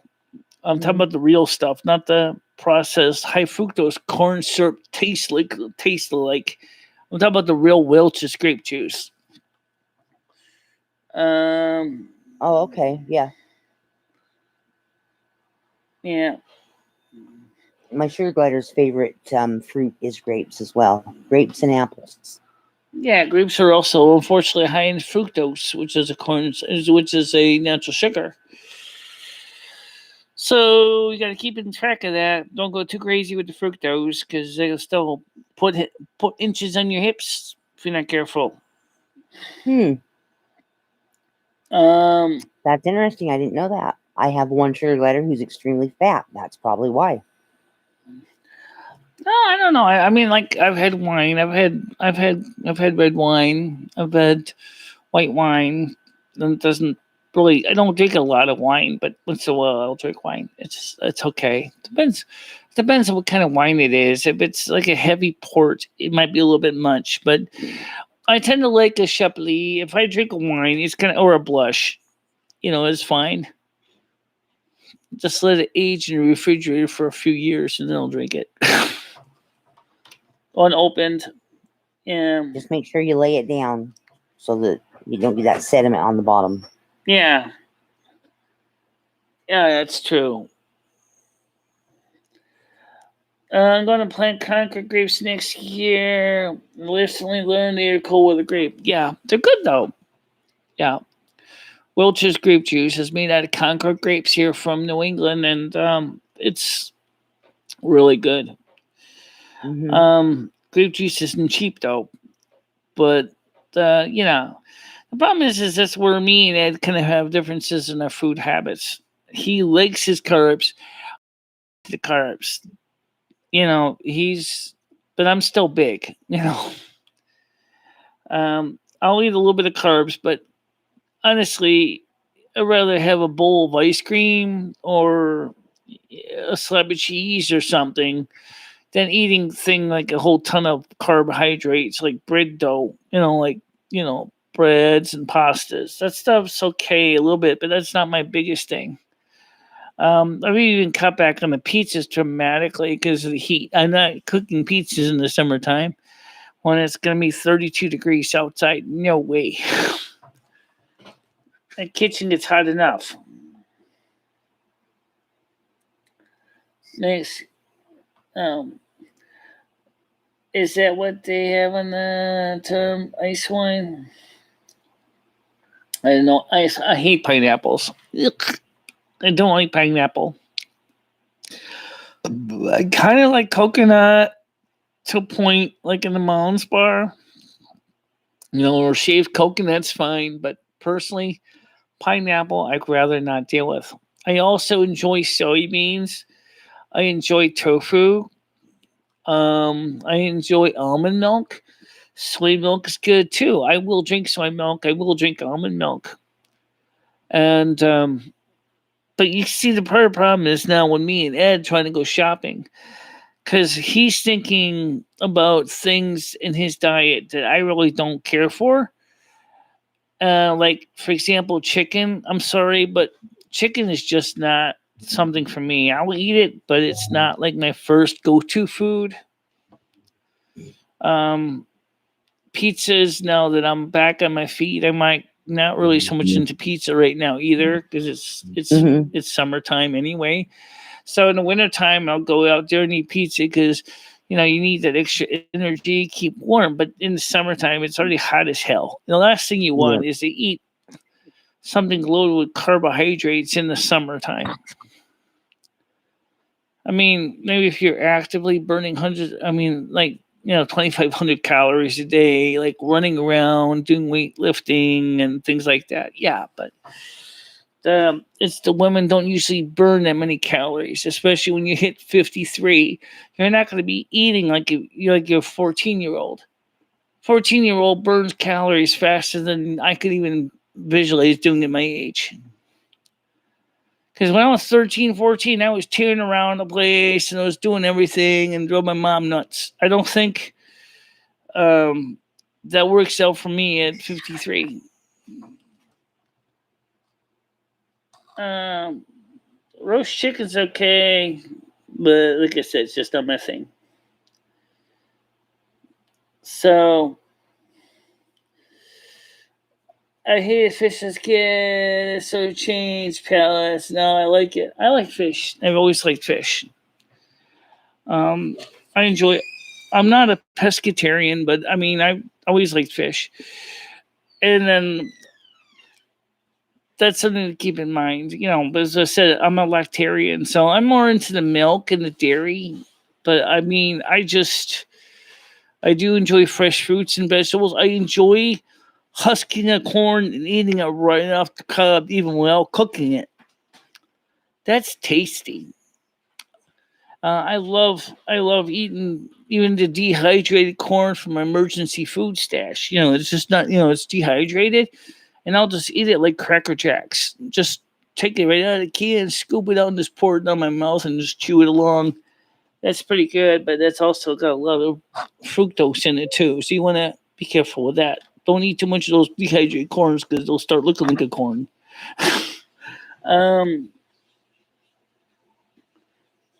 It's a roast beef and Yorkshire puddings. Okay.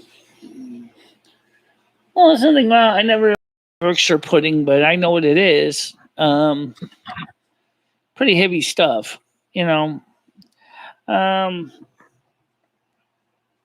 Roast beef is good. Brisket's good. Yeah. Beef is expensive, though. I mean, look at how much, ever since the hacking of JBS, look how much the price of meat has gone up in the stores. It's become like the song there by MC Hammer. Can't touch this. Yeah. Can't touch this. Yeah. Oh, yeah. Yeah, so I mean, pricing out the huge meat, I probably would. I used to get Toby Kirby here, and it was the best. Yeah. Well, for me, it's only the fish. I don't care so much for clams. I don't like lobster. I just like fish. I like filet. Like salmon's okay. Flounder, trout's okay. Bass is okay. It always isn't exactly saltwater fish, but still good. And haddock's fine. With fish fillets, fish sticks. I get this some fish sticks. Yeah, yuck. The way that some and they're just yuck. But some's good. Cod and haddock. Yep. Nothing wrong with that.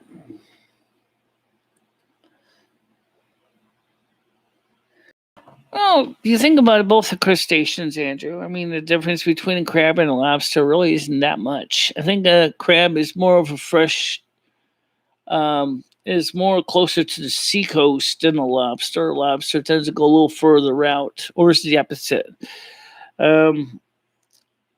I mean, Maine lobster is big deal on the East Coast here in the United States. I've never really eat lobster.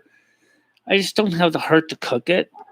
Again, it's the same thing as with, other things. I really feel bad about killing something to eat it.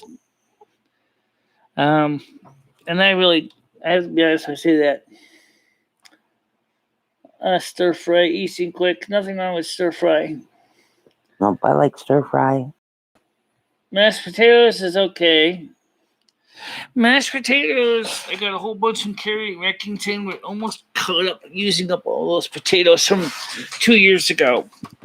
Or a year ago. Was it a year ago? Oh my God, was it a year ago or 2 years ago? I think it was 2 years ago. She gave me this huge care package of food from Amazon.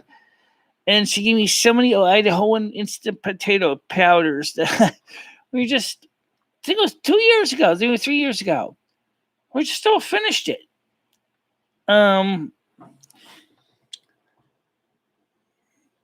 Well, so stir fries before my son got sick.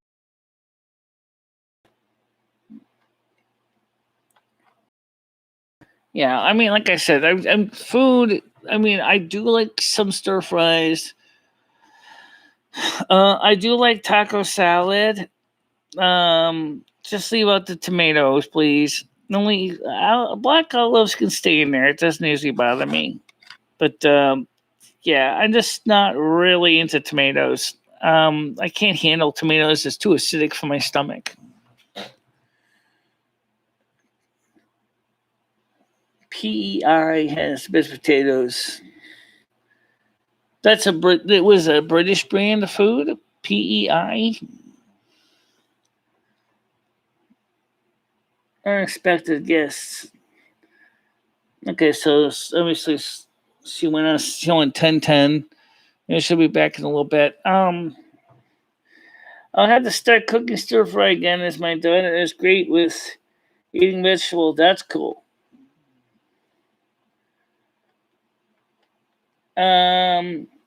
You have a wonderful day. Thank you so much for joining the Snow Queen today. Make sure that you have a like in the jar. Well, we'll still be alive for a little longer. It's Saturday. Soup Kitchen's not open, so there's no reason for us to rush out of here right now because the weather is still mild outside enough that we can still stream and not basically.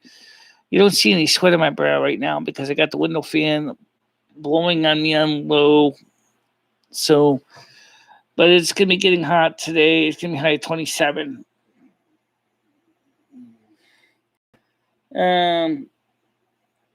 Thank you, Monica, for being on the show, though. I appreciate it. Surprised Lolly didn't come on today. Probably busy. Probably busy. So,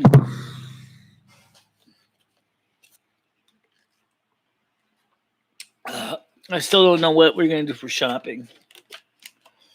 Okay, now, by the way, when is the state of Connecticut going to be ending the emergency EBT food stamp program? I have found out some information from Chalet Morgan.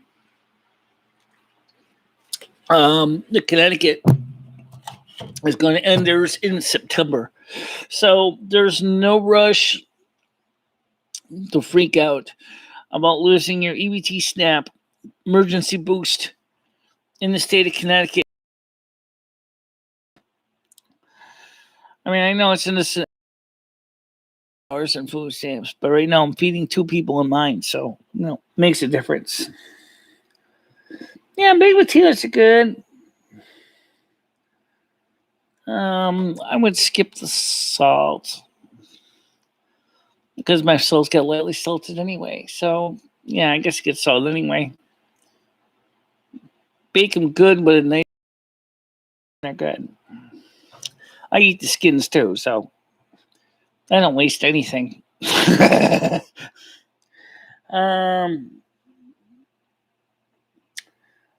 Andrew says,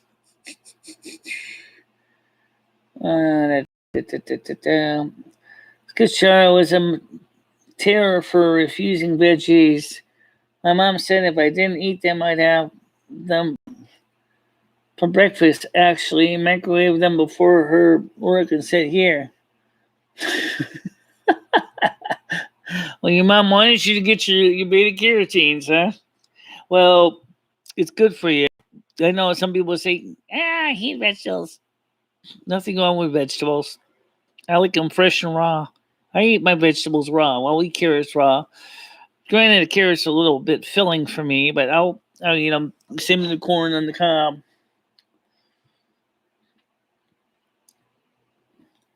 I try to get people to try new stuff. It's Canada Day here next Thursday. Same day, all restrictions are lifted. Gonna be big parties going on. My ex is Mexican, so my daughter always has a varied diet. get the beers and yeah, you gotta go have your Molson Golden, huh? Mexican food is great, but it's a little spicy, depending which region of Mexico, of course. Um, but like, I want to try to get Ed to try to start eating food and his staples of, meat and pastas. Or potatoes. I want to get him into eating more vegetables. I think he needs it, or at least get him onto a multivitamin supplement to help make up for what his body's not getting. So, always had Mexican and Colombian foods. Okay, Mexican and Colombian. I know a girl from Colombia, the country. She was a really, really interesting person. I mean, she was a lesbian. I got into her relationship with her. What kind of killed the relationship was her insane snoring. I mean, just to say this, I live on the third floor. She snored so loud, I could hear her all the way from the first floor of the building.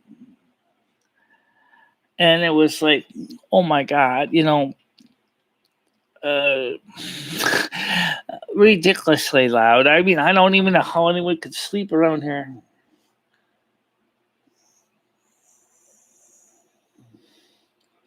Cassie loves grapes and mangoes. I never had mangoes.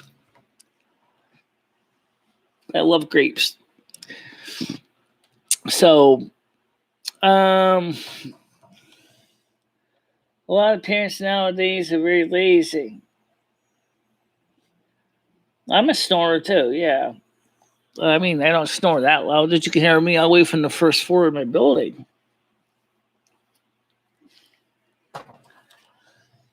Um, I have a full mill.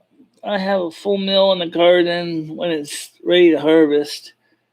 I'm stay in the garden to eat. Yeah, I slept with two snorers. Did you ever hear about the fact is that one of the realities is if you're sleeping with a snoring person, is that if depending on the loudness and the number of decibels per meter of snoring, it can actually cause you to lose hearing. This is true. But what about yourself? If you're a snorer, can you unintentionally make yourself go deaf? I actually wondered that. Let's put it this way: I got a chainsaw. I wonder if being fact is that chainsaw so close to my ears. I wonder if maybe I could be causing myself to lose my hearing. I never really figured that out yet.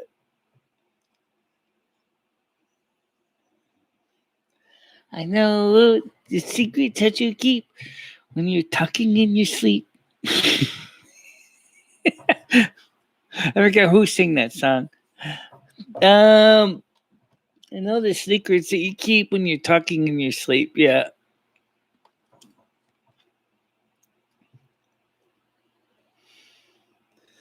Well, my kids don't snore. Rusty doesn't snore, as far as I know. But he just takes the whole, when he's just me and him, he just takes the whole damn bed, stretches out. He sleeps on Ed's spot. And then, of course, like right now, Ed's sleeping on the bed because I'm up. And then, of course, I didn't get much sleep last night, like I said, because we were worried about where Rusty was. And so I was up. Ed and I were up. I went to bed about 3 in the morning. I was up to 6 in the morning. Finally, I went to sleep. And then, because I was just too frustrated, too tired to keep worrying about the cat. And he came in. Yeah, I thought it was too time to snore. I ended up on the edge. I don't know. Between Ed and the cat, I sleep on the edge every day, every night. It was same when it was Dory. Same problem. Wide body people on a bed that's only a full size bed. Somebody's gonna end up on the edge, or worse, someone's gonna end up on the floor.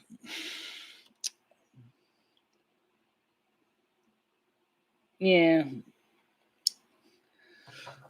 My dog snored the cat. she's pretty quiet. It's funny to watch them dreaming, trying to get something in the dreams. Pause moving. Yep. Yeah. But you know what? Wonder what people didn't get the ability. What happened if human beings didn't have, or it's a safety mechanism when you turn off the ability to have those kind of dreams. Some people do have those kind of dreams, but they are actually able to move around in their sleep. In some cases, that could be a real detriment. Let me explain why. Imagine, if you will, if you're in a bunk bed, and all of a sudden you start tossing and turning. Next, you know it, you fall 6 feet down, and like, give me a wake up call. Bam! Well, what am I doing out here? That would be a really big wake up call. Tucking in your sleep by the Romantics. One hit wonders. Yeah, okay. That's what it is. I was going to remember the name of the artist. Well, I don't really know what I talk about in my sleep, because people that say that they hear, when they hear me sleep, they see I speak in German. So I wouldn't know, because I do know a little bit of German. So yeah, maybe I do talk in German or Finnish or both. Yeah. Well, I'll tell you one thing right now. We have 13 people on. We have 8 likes. And that's a good thing. We're getting, our channel's doing pretty good. We're holding our own. The viewership is there. The watch time is there. And that's a great thing, because we're reaching out to more people. What we need to do now is to encourage new people to come to the channel. I would love to see more new faces. I would love to see people, be more, welcome, or feel like they're more welcome here.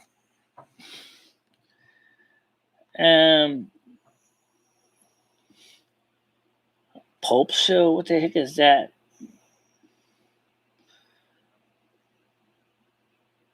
We've been to a concert.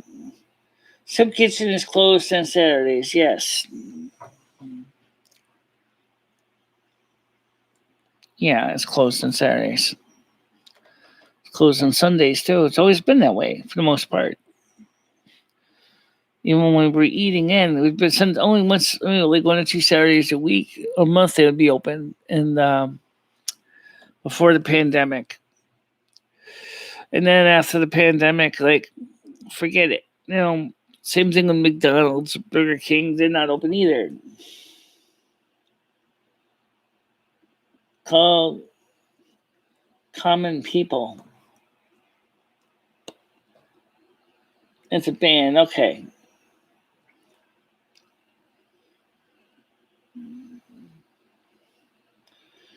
Speaking of the song of a band that actually was kind of another one-hit wonder, was Devo.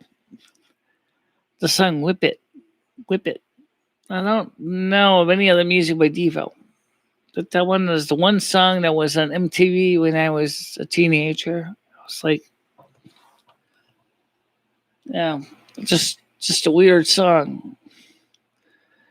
And the wearing the plastic cones in the head in the video, was sitting in a simulated log cabin. I was like, what's the story about? The video. But I don't know. Am I just weird? But I definitely do like that. I definitely do like Bonnie Tyler's "Total Eclipse of the Heart," as you guys heard me singing on the AM 1610 radio show, which we're having tomorrow night, guys. But I might shake it up a little bit and then play some other records that we've already played, and but shuffle them in different, artists and genres. But right now, that stupid song with David Braden Gates, David Gates and Bread, about the girl with no name. It's just keeps going through my friggin' head. I gotta find the actual title of it. It's on my Bread 2 record. I'm gonna look that up. Talking about you love this girl with a name that was unusual. Stupid song. The lyrics keep going through my head. I don't know why. I went to see the choir boys when they played at a club here. It was only 13 people. Ended up on stage jamming with them. They're from London. Okay. Close your eyes and mention being in a well tavern. Yeah. Well tavern. Well, the one thing I could think of that song what David Gates and Bird was talking about was Jopia at the Silvermoon with Windrest in some reason. I don't know why. She was mine for a day. Oh yeah.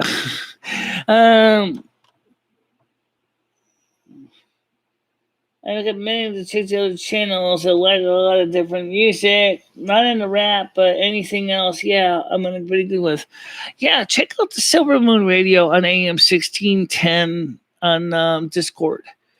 It is open to everybody to listen to, but there's only like 25 slots for the video. It seems like I don't know if you can listen to it just in the audio, because like for video streams, there's only 25 slots available.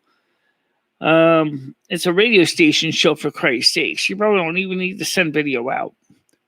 Yeah, that's true. It is a radio show. So what would you need to send video for?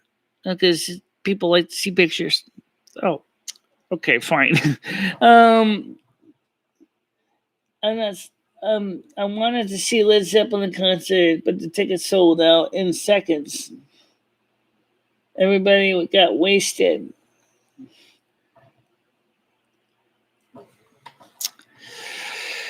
Speaking of Jovia, as I pointed out, the people over there at Wowhead was nice enough to extract a picture of Jovia for me. I was going to use in combination with some of my other things, compositions, and so I have this picture of Jovia, the innkeeper, and I was going to combine her with Michaela, and like a comic strip. And the one problem I ran into is that they said to me, "Well, we don't have any ways to easily extract your dressing room pictures. You got to download them yourself." Well, I was like, "Fine. Then how do I get rid of the watermark in the background?" I don't know if the GIMP can do that. I really would like to get rid of the watermark because, and then make a background and combine the two characters into a background. Maybe it can be mine in that house I built in Dream House called Silvermoon. Maybe where both are, sitting on, laying on the lawn chair. But that doesn't work because Joby is not naked. So she's like, by the way, this is something that I think is really cool. Jobia, the character, even though she just stares at her bookshelf, her character can do a lot more than just stare at bookshelves. She has full degrees of motion. She can do run, jump, sit, cry, laugh, everything. And yet, unfortunately, she just appears as a stationary object. But she can do a lot more than that.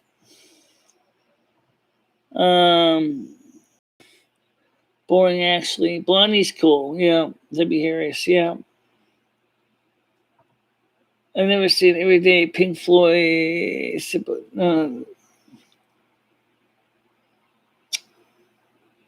They were dirty clubs make for the best. No, it's fun. Yeah. Speaking of Pink Floyd, which is not that Pink Floyd, but better known as Bubba. I haven't seen him around either lately.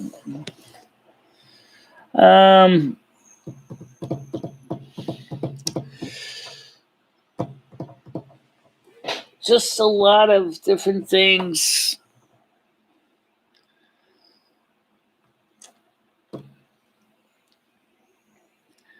Pink Floyd was amazing. You know what? Let me show you something here. Let me just open up a picture here. I'm gonna open up graphics converter. I want to show you something. I'm going to show you the picture of Jobia for a second. Because I think, like I said, they gave me 3 pictures of Jobia. I'm just going to open up a recent one. I tried so hard to get her to do one here. All right, I'll use this picture here. Okay. I'm also going to open up another one too, which is a more. Right now she's sitting, but she's not sitting on anything. It's kind of weird to see that.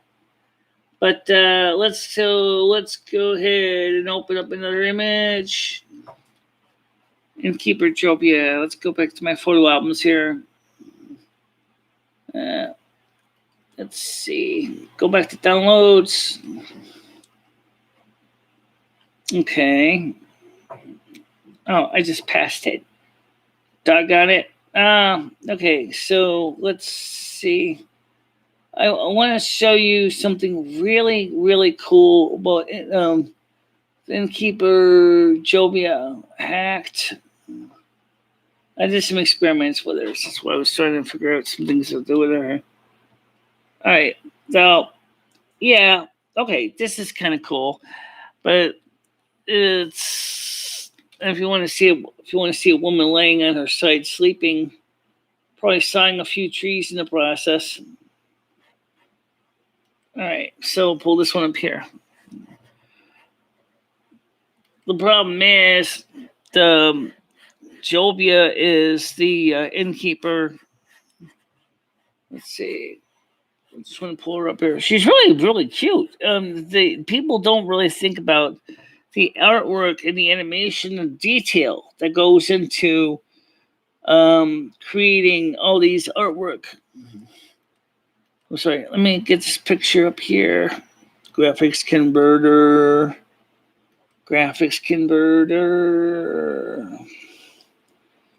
Just trying to make. There we go. Yeah. Okay.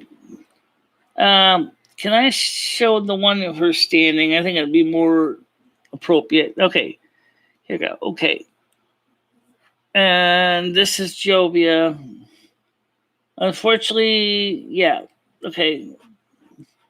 Unfortunately, she's a little bit big. Let me shrink the picture down a bit here. Okay, so let's go to properties. And sorry, no, that's the wrong command. Now, properties, right click. Properties. Transform. Let's see. Fit the screen. That's better. Yeah, that's better. Okay. So this here is Jobia. She's really quite attractive. Okay. And so she's the innkeeper, and I can see why my character really finds her really attractive. She's really cute. So the hardest thing I found was trying to kind of get her to fit into a lot of graphic scenes. Well, the background, the checkerboard is supposed to be transparent. That's the way it looks like that.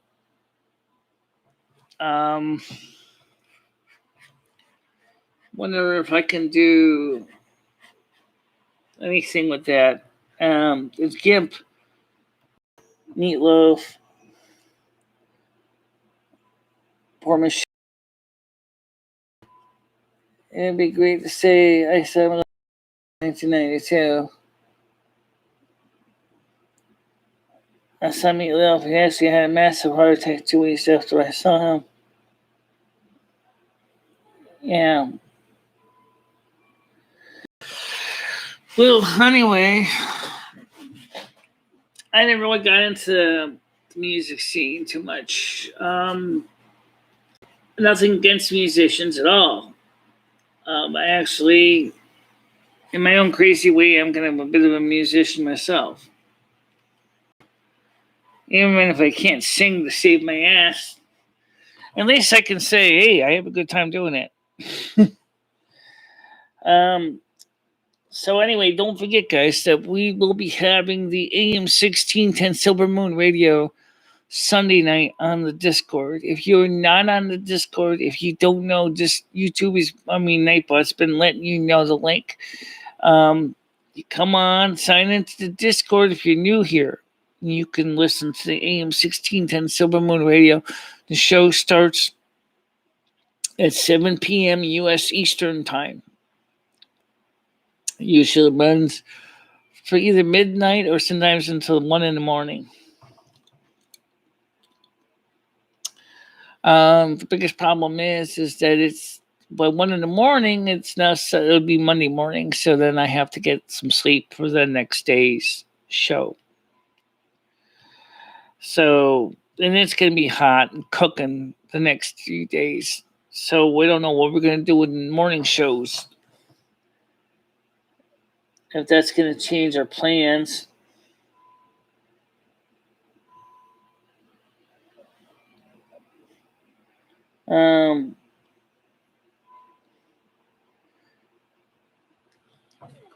So we'll gotta see what's gonna happen with the weather because it's just getting really, really, really hot. So anyway, yeah, the toner makes my hair gray. So don't on this lighting, okay? Don't just to let you guys know that I do know it's not pure white. That they say once the toner gets done doing its job and it washes out, the hair will be whiter. I didn't talk much about that. Let's talk a little bit about that. Be great to see an outdoor show. Well, every Thursday night, usually the local park has concerts. And that's not that far from my house. So you can hear the musicians playing in the park all the way from here. So, which means that we wouldn't be able to do any live streams over here outside because of the musicians we playing and then the copyright situation and all that. And forget it. I know Nickelback before they got big. I played many gigs in the St. Cloud's town. Right. But anyway, so like I said, one of the things I want to remind you guys is if it wasn't for your donations and your support of this channel by watching the views, watching the videos, the live streams and everything, we could not have gotten this done with the hair. Okay. This is something that is very important to keep in mind. Now, by the way, it took me 2 hours to get all that brown out of my hair. And so that's why we got the toner in there, is because it's to help to counteract with a little bit of brown that still remains. That they couldn't get every bit of the brown out, so they put the toner in. But they might do some more retouching and bleaching next month. So on the ends to get rid of more of the brown on the ends. They said it mostly was on the ends. So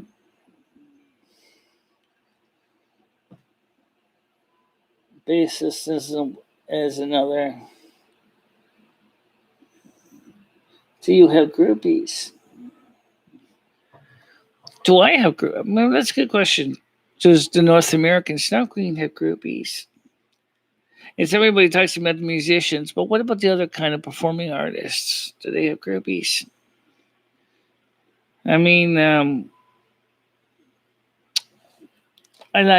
know. I have fans, but I wouldn't say much of Looks good, yeah. Thank you.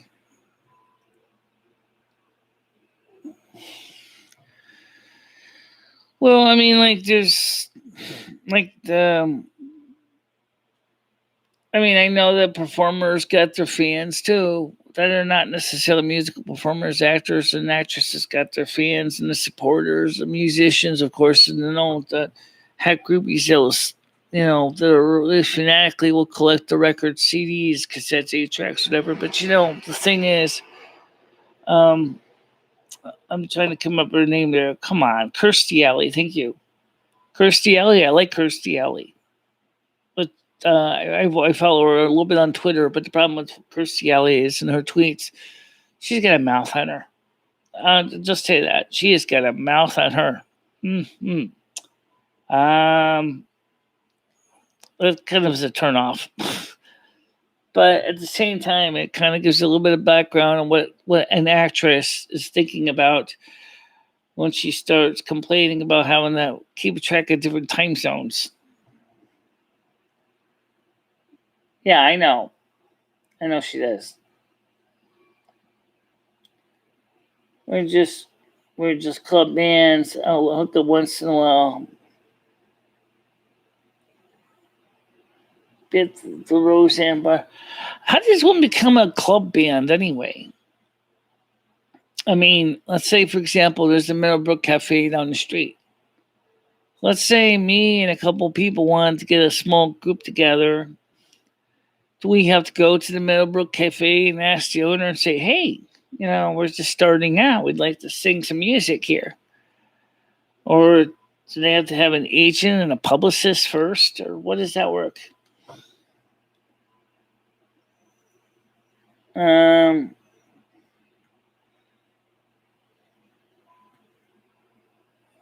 Yeah. So, I mean, I don't know how a person starts out as a bar band. Take, for example, Twisted Sister.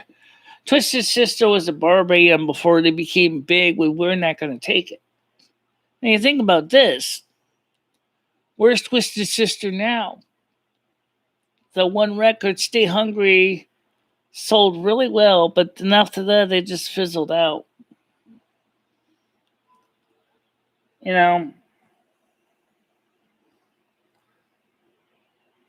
You get a band, you go and ask to play, and if you're good, then they ask you back. Okay, I'm going to kind of figure it out. Kind of figured something similar.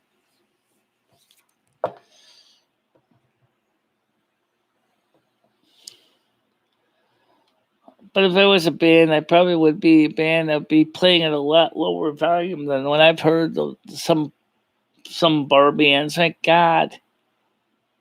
They're almost as loud as a rocket launch when you go in there with their sound system. I'm sorry, but I don't think alcohol makes you deaf. What? What? I can't hear you. I just had too many vodkas. No, sorry, I can't hear you. What do you say? Huh? Where? Who? Let me turn my amplifier to 400 dB and see if you can hear me now. What? What'd you say? No, you don't get distortion. Oh.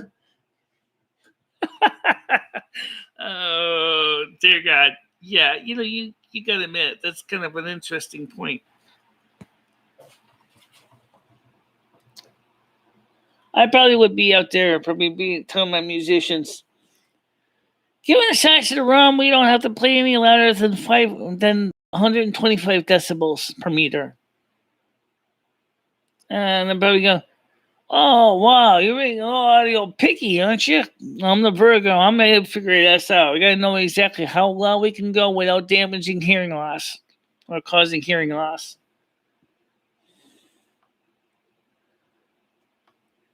Brian Adams sang it perfectly. Me and some guys from school had a band, and we tried real hard. Jimmy quit, and Jody got married. I should have known we'd never go far. Right, well, that would make sense. I think there's a lot of bands that just don't succeed. Let's put it this way. The music industry is a tough game. Really tough game. But like some people pointed out, today's musicians don't even know how to really play the music the way they, you take for example, musicians back in the 60s and 70s and early 60s, when these men and women would learn about music theory and they would know, for example, the different types of musical chords and styles, and and we're creating nowadays is all synthesizers and samplers and noisy machines. But if you asked them to sit down with a piano, most of them wouldn't even be able to play. I mean, take for example, like even something simple like Frank Sinatra. He was a waiter at a restaurant. I guess what the story was is that the hired singer got to call in sick, and guess what? They needed someone to fill in, and somebody knew he could sing, and they said, "Hey, Frank can do it. He can sing." So he got a chance to debut his singing career in his own restaurant that he was working in. Yeah.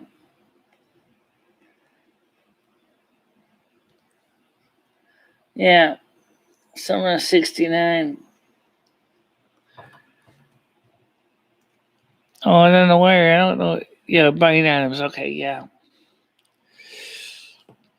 Well, anyway, the point Frank Sinatra was actually from New York or New Jersey, I think.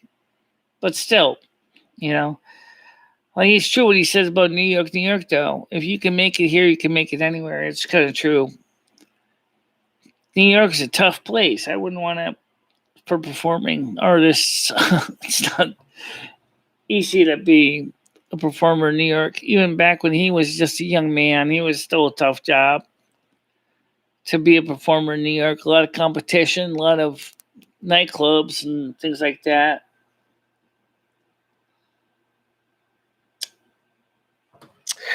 Well, it's 12:15, guys. Little time here. Even though we don't have any soup kitchen, I think we pretty much getting ready to kind of roll it up for the night or daytime. Because it's going to be getting hot. It's going to be steamy, and so let me let you know what we're going to do for AM 1610 Silvermoon Radio for this weekend. We're going to play some of the records we've already played, but we're going to kind of shuffle them around a little bit to be a little different, you know, so it's not going to be the same albums in the same sequence. They're going to be just randomly shuffle them. Grab 6 vinyls or maybe 8 vinyls, just shuffle them in and be a little bit different in flavor. And that's what we're going to do.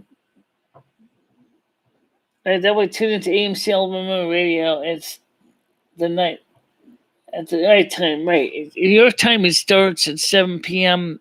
Eastern United States.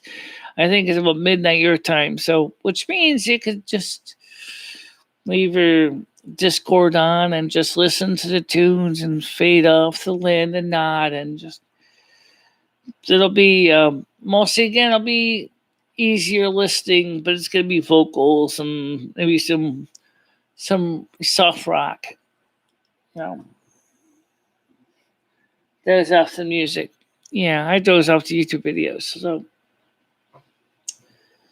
I didn't even get a chance to listen to my horoscope or my tarot reading for Jasmine Star because every time I kept turning it on, I kept falling asleep. I don't even know what she said about Virgo, but she basically could have said she did say, from what I heard, is you're gonna do good. Okay, good. That's good. Nice to know. Thanks for the good news, America. Never been to New Jersey. I never been to New Jersey except to the New Jersey Turnpike and went to Atlantic City, and that was fun as a teenager.